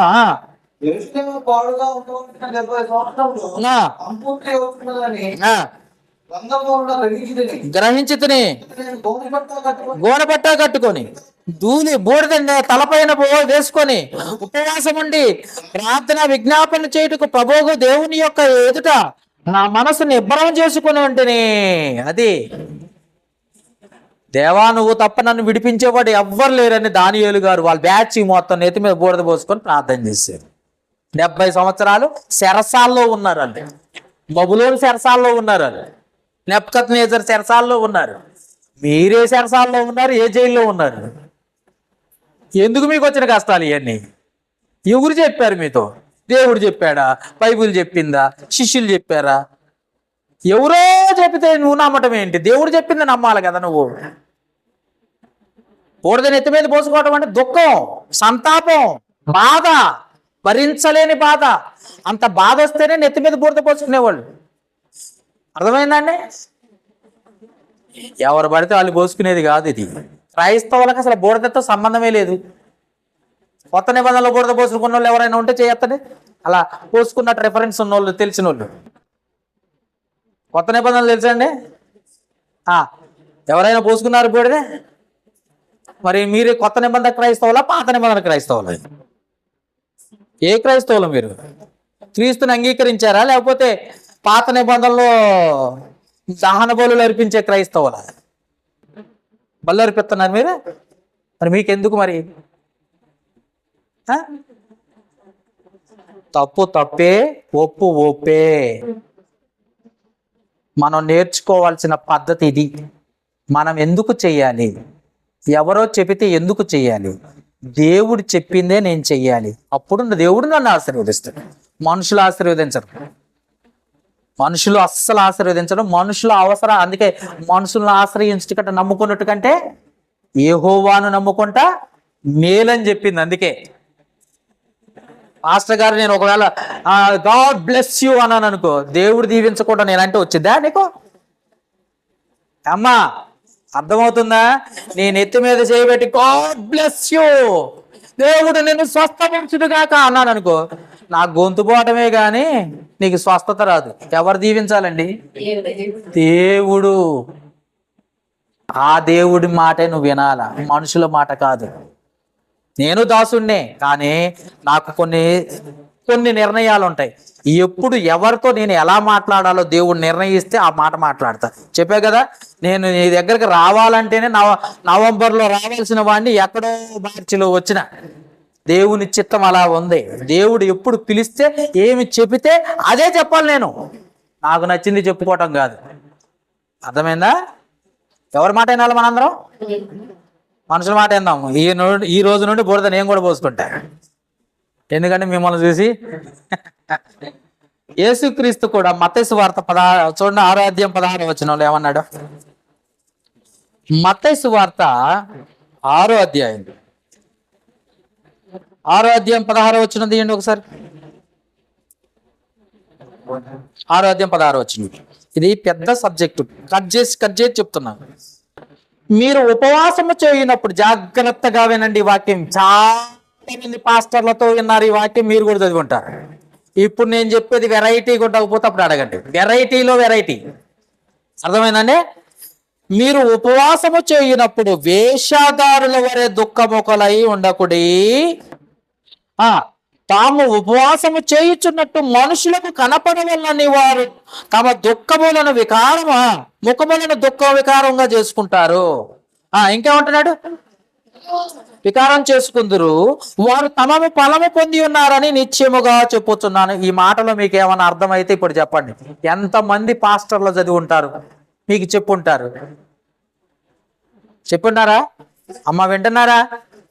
అర్థమవుతుందమ్మా? ఎంతమంది పాస్టర్లు చదివి ఉంటారు? ఎంతమంది నీకు బోధించుంటారు? ఇప్పుడు నేను చెప్తున్న అర్థం చూడండి. ఆ బైబిల్లో ఏమంటున్నాడు? మళ్ళీ చదువున్నాను, ఒక్కసారి చూడండి. మీరు ఉపవాసము చేయునప్పుడు వేషధారులు అంటే మనుషులకు కనపడాలని ఉపవాసం, మేము ఉపవాసం ఉన్నానండి అని నోటి మాట కూడా రాకూడదు. వస్తుందంటే నువ్వు వేషధారికి. వస్తుందా? మీరేమంటారు? ఉపవాసం ఇక్కడ ఏం జరుగుతుంది? ఉపవాస ప్రార్థన అంటారా లేదా? ఇంటికాడ ఏమని చెప్తారు? మీరు ఆడికి పోతున్నారంటే ఏం చెప్తారు? ఉపవాస ప్రార్థన అంటారా? అసలు ఆ మాట ఎవ్వరికి చెప్పకూడదట. మళ్ళీ చదవండి. ఆ మాట కాదు, మీ బైబిల్లో ఉన్న మాట. మీరు ఉపవాసము చేయనప్పుడు వేషధారుల వలె దుఃఖముఖులై ఉండకూడదు. దుఃఖముఖులు అంటే అన్నం తినకుండా ఉన్న నీరసంగా ఉండే ముఖం ఉండకూడదు. అలా కనపడొద్దట. అన్నం తినకపోతే నీకు నీరసమా లేకపోతే ఆరోగ్యమా? అమ్మా, నీరసం వచ్చింది. నీరసం వచ్చిందంటే ఎదుటివారి కనపడిద్దా కనపడదా? కనపడితే మరి దేవుణ్ణి అంగీకరిస్తాడా ఈ ప్రార్థన? నిజం ఉందా అలాగా? దేవుడు అంగీకరిస్తాడా? మరి అంగీకరించిన ప్రార్థన నువ్వు చేస్తే ఎంత, చేయకపోతే ఎంత? మళ్ళీ చదువు. మీరు ఉపవాసం ఉన్నప్పుడు వేషధారుల వలె దుఃఖముఖులై ఉండకుడి. తాము ఉపవాసము చేయుచున్నట్టు మనుషులకు కనపడవలనని కాకూడదు. మనుషులకు అస్సలు కనపడొద్దట. నీ భర్తకు కనపడకుండా ఉపవాసం ఉండగలవా? ఒక ఇంట్లోనే ఉంటారు కదండి భార్య భర్తలు. ఉంటారా? ఉండరా? ఉంటారు. నువ్వు అన్నం తిన్నవా లేదా నీ భర్త చూస్తారా? చూడ్డా? నీ పిల్లలు చూస్తారా లేదా? చూస్తారు. మరి నువ్వు ఉపవాసం ఉన్నది లేనిది నీ భర్తకి నీ పిల్లలకు కూడా తెలియకూడదట. ఇక్కడ అదే రాస్తుంది. మరి నువ్వు తెలిసి చేస్తున్నావుగా? తెలిసి చేస్తున్నారా తెలియకుండా చేస్తున్నారా? తెలిసి చేస్తే దేవుడు అంగీకరించడుగా. మరి నా మాట కాదు, ఇందుకే చెప్పాను. మీ పాస్టర్లు ఇప్పుడు ఎంత మంది బోధించుంటారు, నువ్వు ఎన్నిసార్లు చదివావు? ఈ వాక్యం నీకు అర్థం కాలే? దేవుడు చెప్పిన వాక్యం అర్థం కాలే? ఏదో ఏమంటానంటే ఉపవాసం ఉన్నప్పుడు వేషధారులు ఎవరో చేసినట్టు చేయకూడదు అంటమే గానీ, వేషధారులు అంటే కంటికి కనపడే వాళ్ళు, ఆత్మీయులు అంటే కంటికి కనపడని వాళ్ళు. నువ్వు చేస్తున్న పని నీ దేవుడికి తప్ప ఇంకెవరికి తెలియకూడదు అనుకున్న వారు ఆత్మీయులు. వేషధారులు పైకి డ్రమ్ము కొడతారన్నమాట. ఎందుకంటే మేము ఉపవాసం మా చర్చిలో ప్రార్థన, ఉపవాస ప్రార్థన, రండి రండి రండి రండి చెప్పమన్నాడు అసలు ఎవరన్నా? చూడండి, మళ్ళీ చదువుతాను. చూడండి, మీకు అర్థం కావడానికి మళ్ళీ చదువుతాను. మనుషులకు కనపడవల్లని వారు తమ ముఖములను వికారము చేసుకుందరు, వారు తమ ఫలము పొంది ఉన్నారని మీతో నిత్యముగా చెప్పుచున్నాను. అంటే దుఃఖ ముఖం కనపడద్దు, ఉపవాసం ఉన్నట్టు తెలియకూడదు. తెలియకుండా ఎంతమంది చేస్తున్నారు చెప్పండి. ఇప్పుడు వాళ్ళు గ్రేట్. మా ఆయనకు కూడా తెలియదని, నా భర్తకు తెలియదు, నా పిల్లలకు తెలియదు నేను ఉపవాసం ఉన్నట్టు. ఆఖరికి చర్చి పాస్టర్ గారికి కూడా తెలియకూడదు. ఎందుకంటే ఆయన కూడా పరాయుడేగా. అవునా కదా? పొరుగువాడా కదా? పొరుగువాడే. మరి ఆయనకు కూడా తెలియకుండా ప్రార్థన చేయాలి, ఉపవాసం ఉండాలి. మరి ఎంతమంది ఉంటున్నారు? వాళ్ళే గ్రేట్. ఎవరో చెయ్యొద్దండి ఇప్పుడు. అంటే దేవుడికి నచ్చిన ఉపవాసం ఇది, మీకు నచ్చిన ఉపవాసం ఇది, జనాలకి తెలిసే ఉపవాసం. ఇంకా చదువుతారా? ఉపవాసము చేయనప్పుడు 17వ వచనం, ఉపవాసము చేయుచున్నట్టు మనుషులకు కనపడవలనని కాక రహస్యమందు నీ తండ్రికే కనపడవలనని నువ్వు ఉపవాసము చేయనప్పుడు నీ తల అంటుకొని నీ ముఖం కడుక్కొనుము, అప్పుడు రహస్యమందు చూచుచున్న నీ తండ్రి నీకు ఫలము ఇచ్చును. నీ తండ్రికి తప్ప నీ వాళ్ళకి కానీ, నీ బంధువులకు కానీ, నీ చర్చి మెంబర్స్కి కానీ, చర్చి పాస్టర్కి కానీ, నీ పిల్లలకు కానీ ఎవరికి తెలియకూడదు అని దేవుడు చెప్పాడా లేదమ్మా? మరి అట్ట చేసే వాళ్ళ ఉపవాసం నాకు నచ్చిద్ది, వాళ్ళ ఫలం నేను ఇస్తాను, వారికి తగిన ఫలం ఇస్తాను అన్నాడు. మరి మీరందరికీ తెలిసే ఉపవాసం ఆయనకి ఎట్ట నచ్చిద్ది? అందుకే నా తలంపులు మీ తలంపులు వంటివి. నేను రాసింది ఒకటి, మీరు చదివేది ఒకటి. నేను రాసింది ఏంటి? ఇలా చెయ్యమ్మా ఉపవాసము, అది నాకు నచ్చింది అని ఆయన చెప్పాడు. మీకు నచ్చింది చేసుకుంటూ దేవునికి నచ్చింది అనుకుంటున్నారు. అంతే కదా? బోర్డు కూడా అంతే. కాబట్టి మనము చేస్తున్నది దేవునికి ఇష్టమైన రీతిగా ఉండాలి, మనుషులకు ఇష్టమైనట్టు కాదు, మనుషులకు కనపడాలని కాదు. మనుషులకు కనపడే ఉపవాసం అస్సలు ఆయనకు నచ్చదు. మనుషులు ఎప్పుడు అడగరో తెలుసా? మన కుటుంబాల్లో ఎవరైనా చనిపోతే, బాగా వినండి, మనం బాధతో ఆ రోజు అన్నం కూడా తినం. గుర్తుందా? ఆ రోజు అన్నం తింటామా? అన్నం కూడా తినం. బాధగా ఉంటుంది, చాలా బాధగా ఉంటుంది. ఆ రోజు పాస్టర్ గారు కూడా వచ్చి అడగడం, అన్నం తిన్నవా అమ్మా అని. ఎందుకంటే బాధగా ఉన్న వాళ్ళని ఎవరు అడగరు. అప్పుడు నువ్వు ప్రార్థన చేస్తే దేవుడు అంగీకరిస్తాడట. నీ కుటుంబంలో పెద్ద సమస్య వచ్చింది, అది ఎంత సమస్య తెలుసా? ఆ రోజు ఆ మనిషిని పోగొట్టుకోవాల్సి వచ్చింది, ఆ రోజు అతనికి ఇంకొక ఘోరంగా యాక్సిడెంట్ అయిందో లేకపోతే ఇంకేదో జరిగిపోయింది. ఆ రోజు నీకు ఆకలి కూడా కాదు. ఎందుకంటే ఆ బాధ నీకుంది. ఎవరు కూడా నిన్ను అడగరు, ఉపవాసం ఉన్నావమ్మా, అన్నం తిన్నావమ్మా అని అడగరు. వాళ్ళు కూడా చేతనైనంత సహాయం చేయడానికి ముందుకు వస్తారు. అది దేవునికి ఇష్టమైన ఉపవాసం. అర్థమైందమ్మా? అంతేగాని ఉపవాస ప్రార్థన అని అన్నం మానేసి వచ్చి కూర్చోటమా? అసలు ఉపవాసం అంటే అర్థం ఏంటో తెలుసా? ఉపవాసం అంటే అర్థం ఏంటమ్మా? ఎంతమందికి తెలుసా? మా పాస్టర్ గారికి తెలిసేమో అడుగుతా. ఉపవాసం అంటే అర్థం ఏంటంటే దేవునికి సమర్పించుకోవడం అంటే అయ్యగారు చెప్తున్నారు. ఉప అంటే దగ్గరగా, వాసము ఉండటం. ఎవరికి దగ్గరగా ఉంటాం? అర్థమైందా? ఉప అంటే దగ్గరగా, వాసము అంటే ఉండటం. ఎవరికి దగ్గరగా ఉండాలనుకున్నావు? దేవునికి దగ్గరగా. అంతేగాని అన్నానికి దూరంగా కాదు. ఇది ఎవడు చెప్పిండో కూడా బైబిల్లో కూడా లేదు. అన్నం మానేయమని బైబిల్ ఎక్కడన్నా ఉందో నాకు చూపించండి, నేను కూడా మానేస్తాను. బైబిల్ ఉందండి మీ అందరి దగ్గర? ఉపవాసం అంటే అన్నం మానేయటమా? ఎవరు చెప్పారు నీతో? ఎక్కడుంది బైబిల్లో? వెంటనే చెప్పిన వాడు ఎవరో కరెక్ట్ రెఫరెన్స్ ఇస్తే వాళ్ళకి నేను దాసుండి నా జీవిత కాలం మొత్తం. బైబిల్ అర్థం కాదు, ఎవడికి దోచినట్టు వాడు చెప్పుకుంటూ పాడమే. అన్నం మానేయటం కాదు, దేవునికి దగ్గరగా ఉంటాం ఉపవాసం అంటే. అర్థమైందా? అది మనుషులకు కనపడాలని చేయకూడదు, దేవునికి కనపడాలని చేయాలి. అట చేసేవాళ్ళు ఒక్కళ్ళు లేరు, ప్రపంచంలోనే లేరు. Okay right. ఇప్పుడు బూరద గురించి వద్దాం. లాస్ట్గా కొన్ని మాటలు చెప్పేసి ముగించేస్తా. అయిపోయింది చాలా టైం, నాకు కూడా ఓపిక అయిపోయింది. యెషయా గ్రంథం రాసుకోండి, చూడండి, మంచి మాటలు ఈ బూరద గురించి పూర్తిగా దేవుడు చెబుతున్న మాటలు చూద్దాం ఇప్పుడు. యెషయా గ్రంథం 58వ అధ్యాయము. యెషయా గ్రంథం 58వ అధ్యాయం బాగా దేవుని మాటలు ఇప్పుడు చెప్తున్నాయి. బాగా బూరద పోసుకునే ప్రతి వాళ్ళకి చెబుతున్న దేవుని మాటలు చూద్దాం. 58వ అధ్యాయం 3వ వచనం నుండి చదువుదాం. 58వ అధ్యాయం. కార్తీక్ ఏమైనా సహాయం చేస్తావా? మేము ఉపవాసం ఉండగా నీవెందుకు చూడవు? మేము మా ప్రాణములను ఆయాసపరుచుకొనగా నీవెందుకు లక్ష్య పెట్టవు అని దేవుణ్ణి అడుగుతున్నారు. ఇక్కడ ఒక బ్యాచ్ ఇలాంటి వాళ్ళే. ఆయన ఏమంటున్నాడు చూద్దాం. మీ ఉపవాస దినమున మీరు మీ వ్యాపారం చేయుదురు. వ్యాపారం అంటే ఏం చేస్తారు? డబ్బు సంపాదించే పని ఏదైనా చేస్తారు. ఉపవాసం ఉంటారు, అన్ని పనులు చేస్తారు. చేయట్లేదా? ఒక్క పని చేయకూడదు, దేవుని దగ్గర ఉండాలి. ఏం పని చేయకుండా ఇక్కడికి వచ్చి కూర్చుంటాం. మీ ఆయన ఊరుకుంటాడా? భర్త ఊరుకుంటాడా? భార్య ఊరుకునిద్దా? పిల్లలు ఊరుకుంటారా? అసలు ఏ పని చేయకుండా దేవునికి దగ్గరగా ఉండటం ఉపవాసం అని చెప్పుకున్నాం కదా ఇప్పుడు. కానీ మీ వ్యాపారం మీరు చేస్తున్నారు, మళ్ళీ ఎక్కడికి వచ్చి కూర్చొని మేము ఉపవాస ప్రార్థన అంటున్నారు. అయితే మీ పనివారి చేత కఠినమైన పని చేయించుకుందురు, మీరు కలహపడుచు వివాదము చేయొచ్చు, అన్యాయముగా గుద్దులాడుచు ఉపవాసం అంటున్నారు. మీ కంఠధ్వని పరమునకు వినపడకుండాట్లు మీరు ఉపవాసం ఉండరు. అక్కడ వినపడాలట, అక్కడ ఉండాలంటే నువ్వు ఇక్కడ ఉండాలి. ఇంటికాడు ఉండి ఒక గంట వచ్చి కూర్చుంటావా అమ్మా? దేవునికి దగ్గరగా అంటే ఎక్కడ ఉండాలా? సంఘంలో, చర్చిలో ఉండాలా లేదా?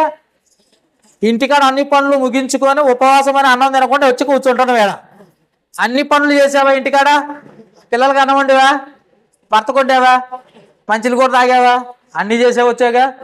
ఇంకా నీకు పని చేయండి ఏముంది? ఏ పని చేయకుండా చర్చికి వచ్చి కూర్చోమని ఆయన అంటే, నాకు దగ్గరగా ఉండాలని ఆయన అంటే, అన్ని పనులు చేసి నువ్వు ఏడకొచ్చి కూర్చుంటే, ఒకవేళ ఏ పని చేయకపోతే నీ భర్త ఊరుకుంటాడా? ఆయనకు అన్నం వండకుండా వచ్చి కూర్చున్నావు అనుకో, ఏడు నుండే కొట్టుకుంటే తీసపోతుంది. నిజమా కాదా? మరి అదే అంటున్నాడు ఇక్కడ చూడండి, మీ కంఠ ధ్వని పరమునకు వినపడునట్లు మీరు ఇప్పుడు ఉపవాసం ఉండట్లేదని చెప్తున్నాడు ఆయన. అంటే ఇక్కడుండి మొరపెట్టుకోవాలట. అలా చేసేవాళ్ళు లేరు. అది ఇశ్రాయేలీలకు చెప్తున్నమాట, క్రైస్తవులకు చెప్తున్నమాట కాదు. 5వ వచనం చూడండి, అట్టి ఉపవాసము నాకు అనుకూలమా? మనుష్యుడు తన ప్రాణమును, బాగా గుర్తుపెట్టుకోండి, టిక్కు పెట్టుకోండి, మనుష్యుడు తన ప్రాణమును బాధపరుచుకునవలసిన దినం అట్టిదేనా? అంటే నీ ప్రాణాన్ని అన్నం తినకుండా ఆయాస పెట్టుకుంటూ వచ్చి కూర్చొని ముఖమంతా నీరసం అయిపోయి ఏడ్చి మొత్తుకొని అదంతా అవసరమా? బిడ్డలు ఎప్పుడు సంతోషంగా ఉండాలని తల్లులు కోరుకుంటారు, అవునా కదా? తల్లిదండ్రులు కోరుకునేది ఏంటి? వెనకోళ్ళు చెప్పట్లేదు అసలు. వెనకోళ్ళకి పిల్లలు ఉన్నారా లేరా? ఉన్నారు. పిల్లలు సంతోషంగా ఉంటే తల్లిదండ్రులకు ఇష్టమా? లేకపోతే ఏడ్చుకుంటూ ముక్కునే సీమిడి వేసుకుని రోడ్ల మీద తిరిగితే ఇష్టమా? ఏది ఇష్టం? సంతోషంగా ఉంటే. మరి తండ్రి అయినది నీకే సంతోషం అయితే పరలోకపు తండ్రికి ఎంత సంతోషం కావాలా? మీ నీరసంగా ఉంటే ఆయాస పడుకుంటూ వస్తే అన్నం తినకుండా మానేసాడు వచ్చి కూర్చుంటే దేవునికి ఇష్టమా? ఏమన్నాడు చదవన్నానా ఒకసారి? 5వ వచనము, మనుషుడు తన ప్రాణమును బాధపరచుకోవాల్సిన దినము అటిదేనా? ఒకడు జబ్బు వలె తల వంచుకొని గోనె పట్టా కట్టుకొని బూడిద పరుచుకొని కూర్చుంటున్నా ఉపవాసం అనుకుంటున్నావా? బూడిద పరుచుకోవటం ఉపవాసమా? ఎవరు అడిగారు ఈ మాట? సైన్యములకు అధిపతియగు యెహోవానగు నేనే మిమ్మల్ని అడుగుతున్నానని చెబుతున్న మాట ఇది. మీరు అనుకుంటున్నారు ఆయనకి ఇష్టం అనుకుంటున్నారు ఈ ఉపవాసం? అది చాలయ్యా. దేవునికి ఇష్టమైన ఉపవాసం ఏందో చెప్పినా గానీ భస్మ బుధవారం బూరద పోసుకొని వస్తానంటున్నారు. అది ఉపవాసమా? నాకు ఆ బూరద అవసరమా అంటున్నాడు దేవుడు. ఈ మాటలు ఎవరు చెప్పాలి నీతో? పాలంచ నుండి పాస్టర్ గారే చెప్పాలి. ఎవరు వచ్చినా ఉపవాసం ఉండటం మంచిది అంటారు. మరి పాలంచ పాస్టర్ గారు వచ్చి చెప్పేది ఏంటి? ఉండమనే ఉండొద్దనే?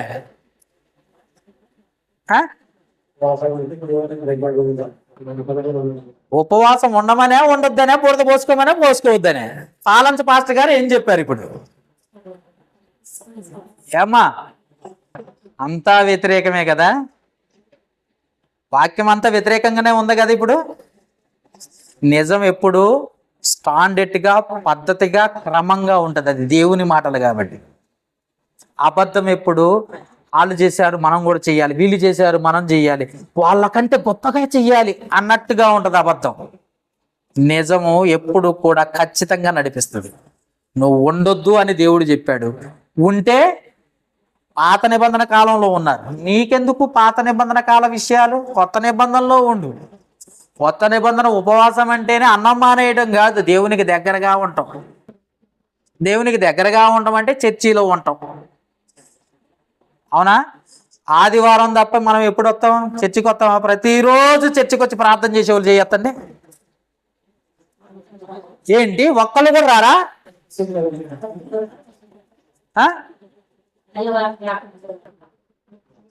ప్రతిరోజు వచ్చి ప్రార్థన చేశారట సంఘంలో చాలా మంది. ఏదో ఒక రోజు కాదు, ప్రతిరోజు దేవుడు నీకు తండ్రే. నువ్వు ప్రతిరోజు దేవునికి కుమార్తెవే కదా? ఆదివారం మాత్రమే కుమార్తె? నువ్వు ఎప్పుడు కూతురువి దేవుడికి? ఆదివారమా?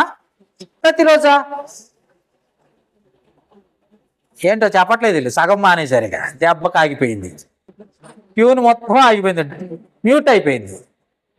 ప్రతిరోజు నువ్వు దేవునికి కుమార్తెవే, ప్రతిరోజు నువ్వు దేవునికి కుమారుడివే, ప్రతిరోజు దేవుణ్ణి తండ్రిగా అంగీకరిస్తున్నావు, ప్రతిరోజు ఆయన కుమారుడిగా కుమార్తెగానే చూస్తున్నాడు. అంతేగాని ఆదివారం మాత్రమే భక్తి కాదు, ఆదివారం నాడు మాత్రమే భక్తి కాదు, మిగతా రోజులు ఏదో శుక్రవారమో బుధవారమో ఒకరోజు వస్తా కాసేపు కూర్చుంటే వెళ్ళిపోతా కాదు. ప్రతిరోజు కూడా నువ్వు దేవునికి మహిమార్థమై జీవించాలి, ప్రతిరోజు కూడా.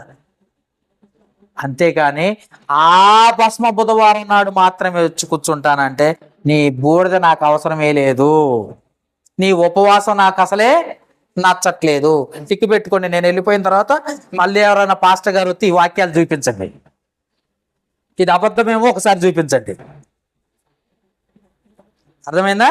ఇంకా ఈ మాటలు ఇక చాలు. ఇంకా మీకు ఇంకో మాట చూపిస్తాం. మార్కు సువార్త 1:15 మార్కు సువార్త 1:15 అయ్యగారు టైం అయిపోయింది, అయ్యగారు ముగించేద్దాంలేండి. 15 కాలము దొరికిందండి. మీరు అందరు తీయాలి బైబిల్. మార్కు సువార్త 1:15 కాలము సంపూర్ణమై ఉన్నది, దేవుని రాజ్యము సమీపించి ఉన్నది, మారు మనస్సు పొంది సువార్తను నమ్మండి. ఏది నమ్మాలి? వాక్యము. సువార్త అంటే ఏంది? వాక్యము. సువార్తను నమ్ముడని చెప్పొచ్చు. దేవుని సువార్త ప్రకటించు గలయలయ మొత్తం తిరుగుతున్నాడట యేసు ప్రభు. వాక్యాన్ని నమ్మండి తల్లి, మనుషుల మాటలు ఎందుకు? రకరకాల పాస్టర్లు ఉన్నారు లోకంలో. ఒకే ఊర్లో 10 చర్చీలు ఉన్నాయి, 10 కాదు 20 ఉన్నాయి. ఉన్నాయా లేవా? మా పాలంచలో 500 ఉన్నాయి చర్చీలు. ఇక భద్రాచలంలో ఎన్ని ఉన్నాయో తెలియదు. ప్రతి వాళ్ళ దగ్గర బైబిలే ఉంది, ప్రతి వాళ్ళ వారి దగ్గర కూడా బైబిలే ఉంది, కానీ విశ్వాసాలు వేరట. మనందరం ఎవరిని నమ్మాం? ఎవరిపైన విశ్వాసం ఉంచాం? నా విశ్వాసం నీది ఒకటి కాదా? చెప్పండి. నువ్వు ఎవరిని నమ్మావు? దేవుణ్ణి. మరి నేను ఎవరిని నమ్మినా? దెయ్యాన్న. మరి నా విశ్వాసం ఎవరిది? దేవుని మీదేగా. మరి నీ విశ్వాసం ఎవరిది? దేవుని మీదేగా. మరి మన ఇద్దరు విశ్వాసం ఒకటే కదా. మరి జనాలు ఏమంటారు? నీ విశ్వాసం నీది, నా విశ్వాసం అదేట. ఇవన్నీ యాడ్ నుండి వచ్చినాయి మాటలు.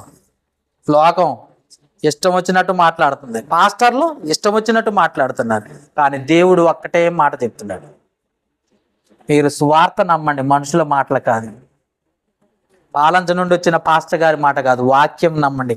ఉందా లేదా? ఉంటే నమ్ముదాం, లేకపోతే నమ్మొద్దు.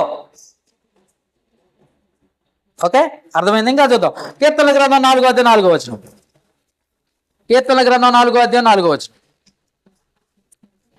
కీర్తనల గ్రంథము 4:4 భయము నుండి పాపము చేయకుడి, మీరు పడకల మీద నుండగా మీ హృదయాల్లో ధ్యానము చేసుకుని ఊరకు ఉండుడి. దేవునికి భయపడుతూ పాపం చేయకుండా ఉండటమే మన విశ్వాసానికి మూలం.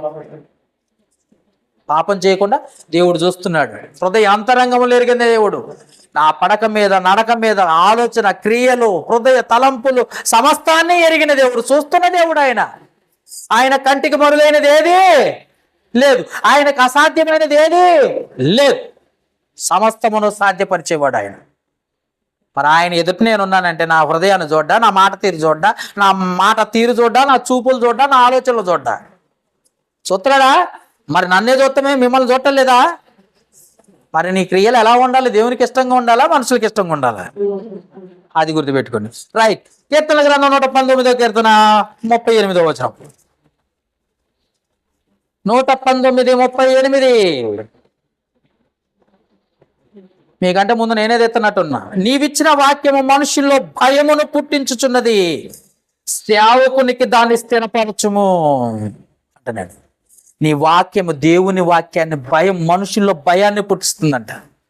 ఏది చెయ్యాలో అదే చెయ్యాలి, ఏది చెయ్యకూడదని దేవుడు చెప్పాడో అది చెయ్యకుండా ఆపేయాలి. ఆపేస్తారా? మరి ఇక నుండి చేద్దాం మా ఇష్టం అంటారా? చెప్పండి, మీరే నిర్ణయం తీసుకోవాలి. చేస్తే చేయండి, చేయకపోతే నేనైతే చెప్పటం వరకే. ఆకాశమా ఆలకించుమో, భూమి చెవియొగ్గుమో, ఇక నీ బిడ్డలకు సత్య సువార్తను అందించారు. వీళ్ళు వద్దని నువ్వు చెప్పిన మాటలే చెప్పారు, నా ఇష్టం మేము చేస్తాం అంటున్నారు. నీ చిత్తం ఏదైతే ఉందో అది జరుగును గాక. ఆమేన్. ఎందుకనంటే దేవుడు వద్దన్నది చేస్తే శిక్ష ఎవరికి? ఎవరికి? చేసిన వాళ్ళకి.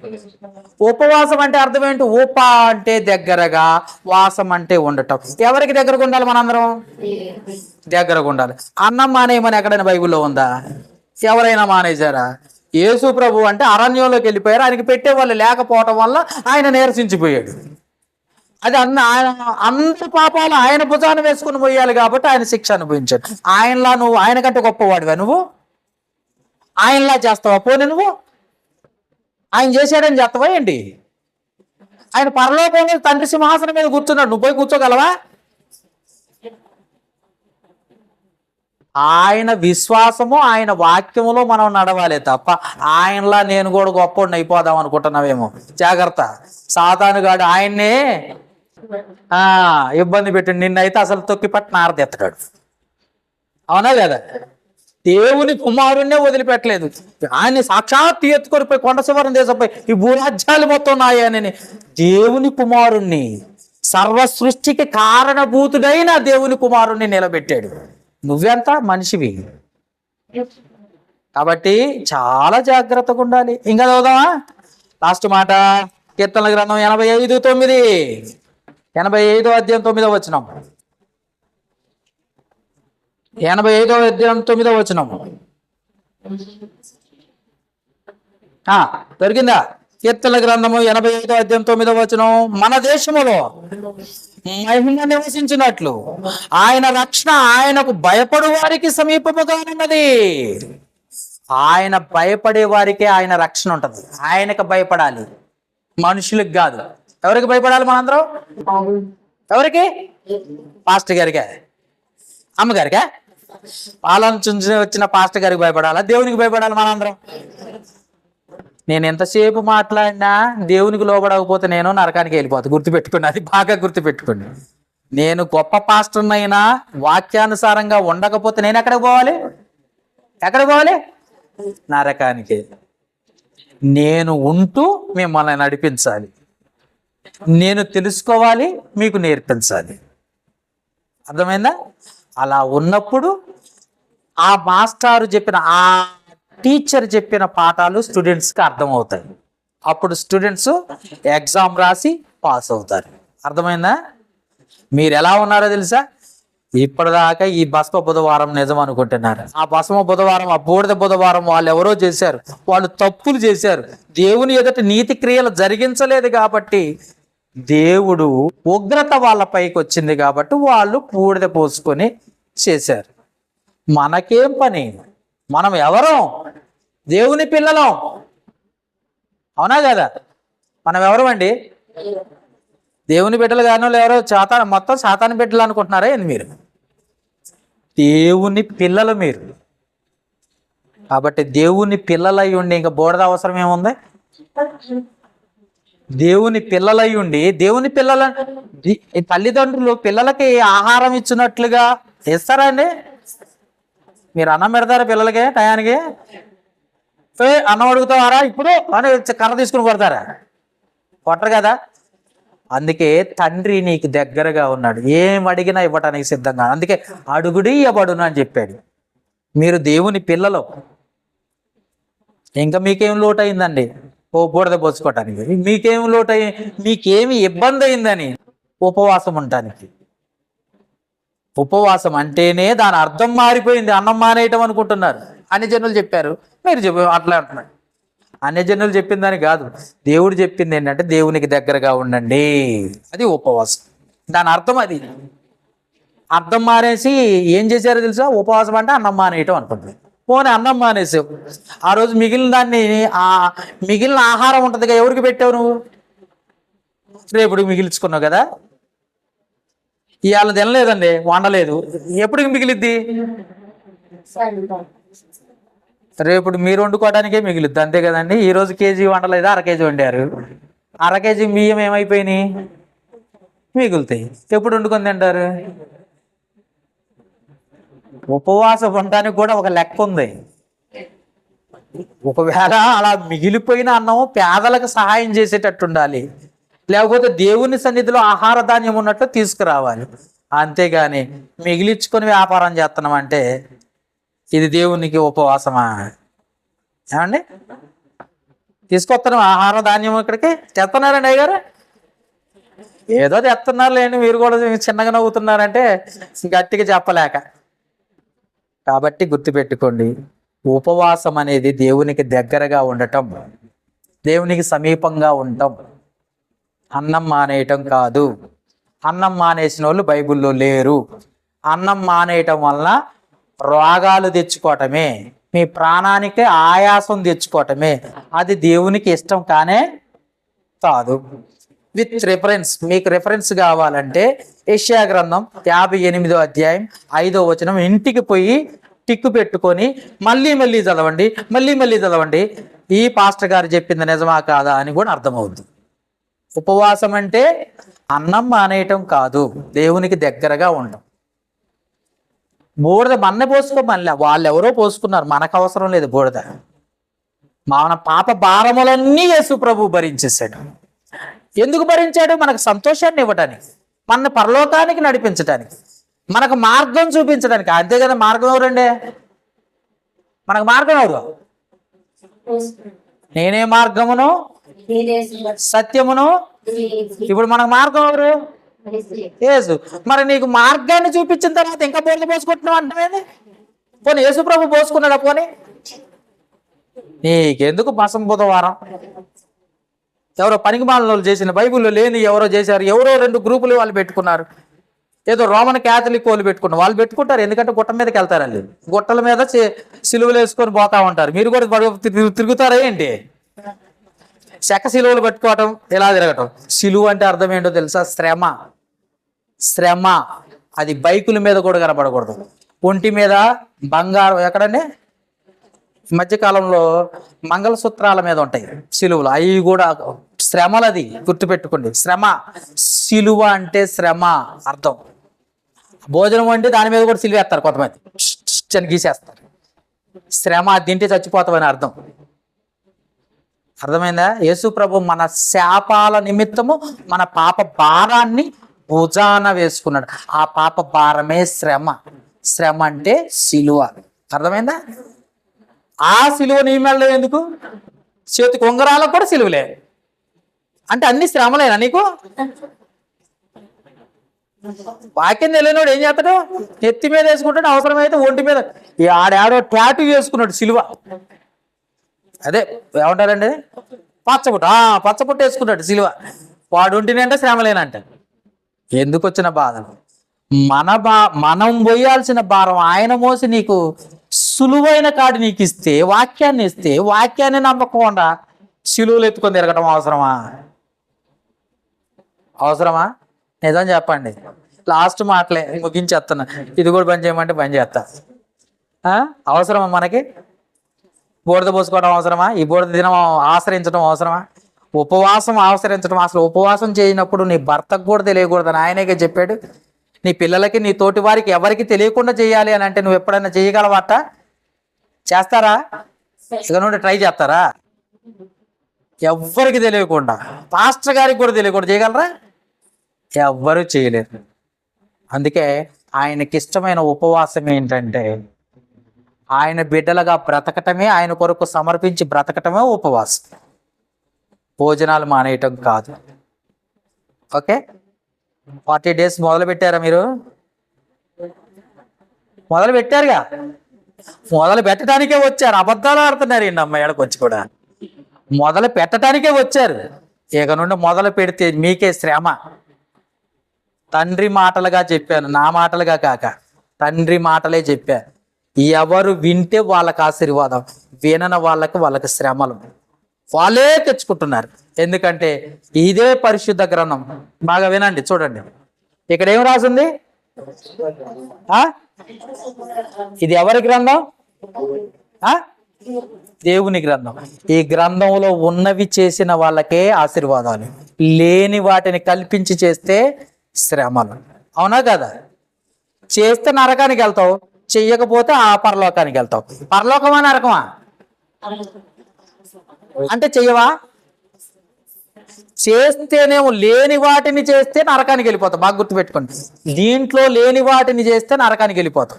దీంట్లో యేసు ప్రభు చెప్పిన మాటలు కాకుండా వేరే మాటలు ఎవరైనా చెప్తే చేసావనుకో నరకానికి వెళ్ళిపోతాం.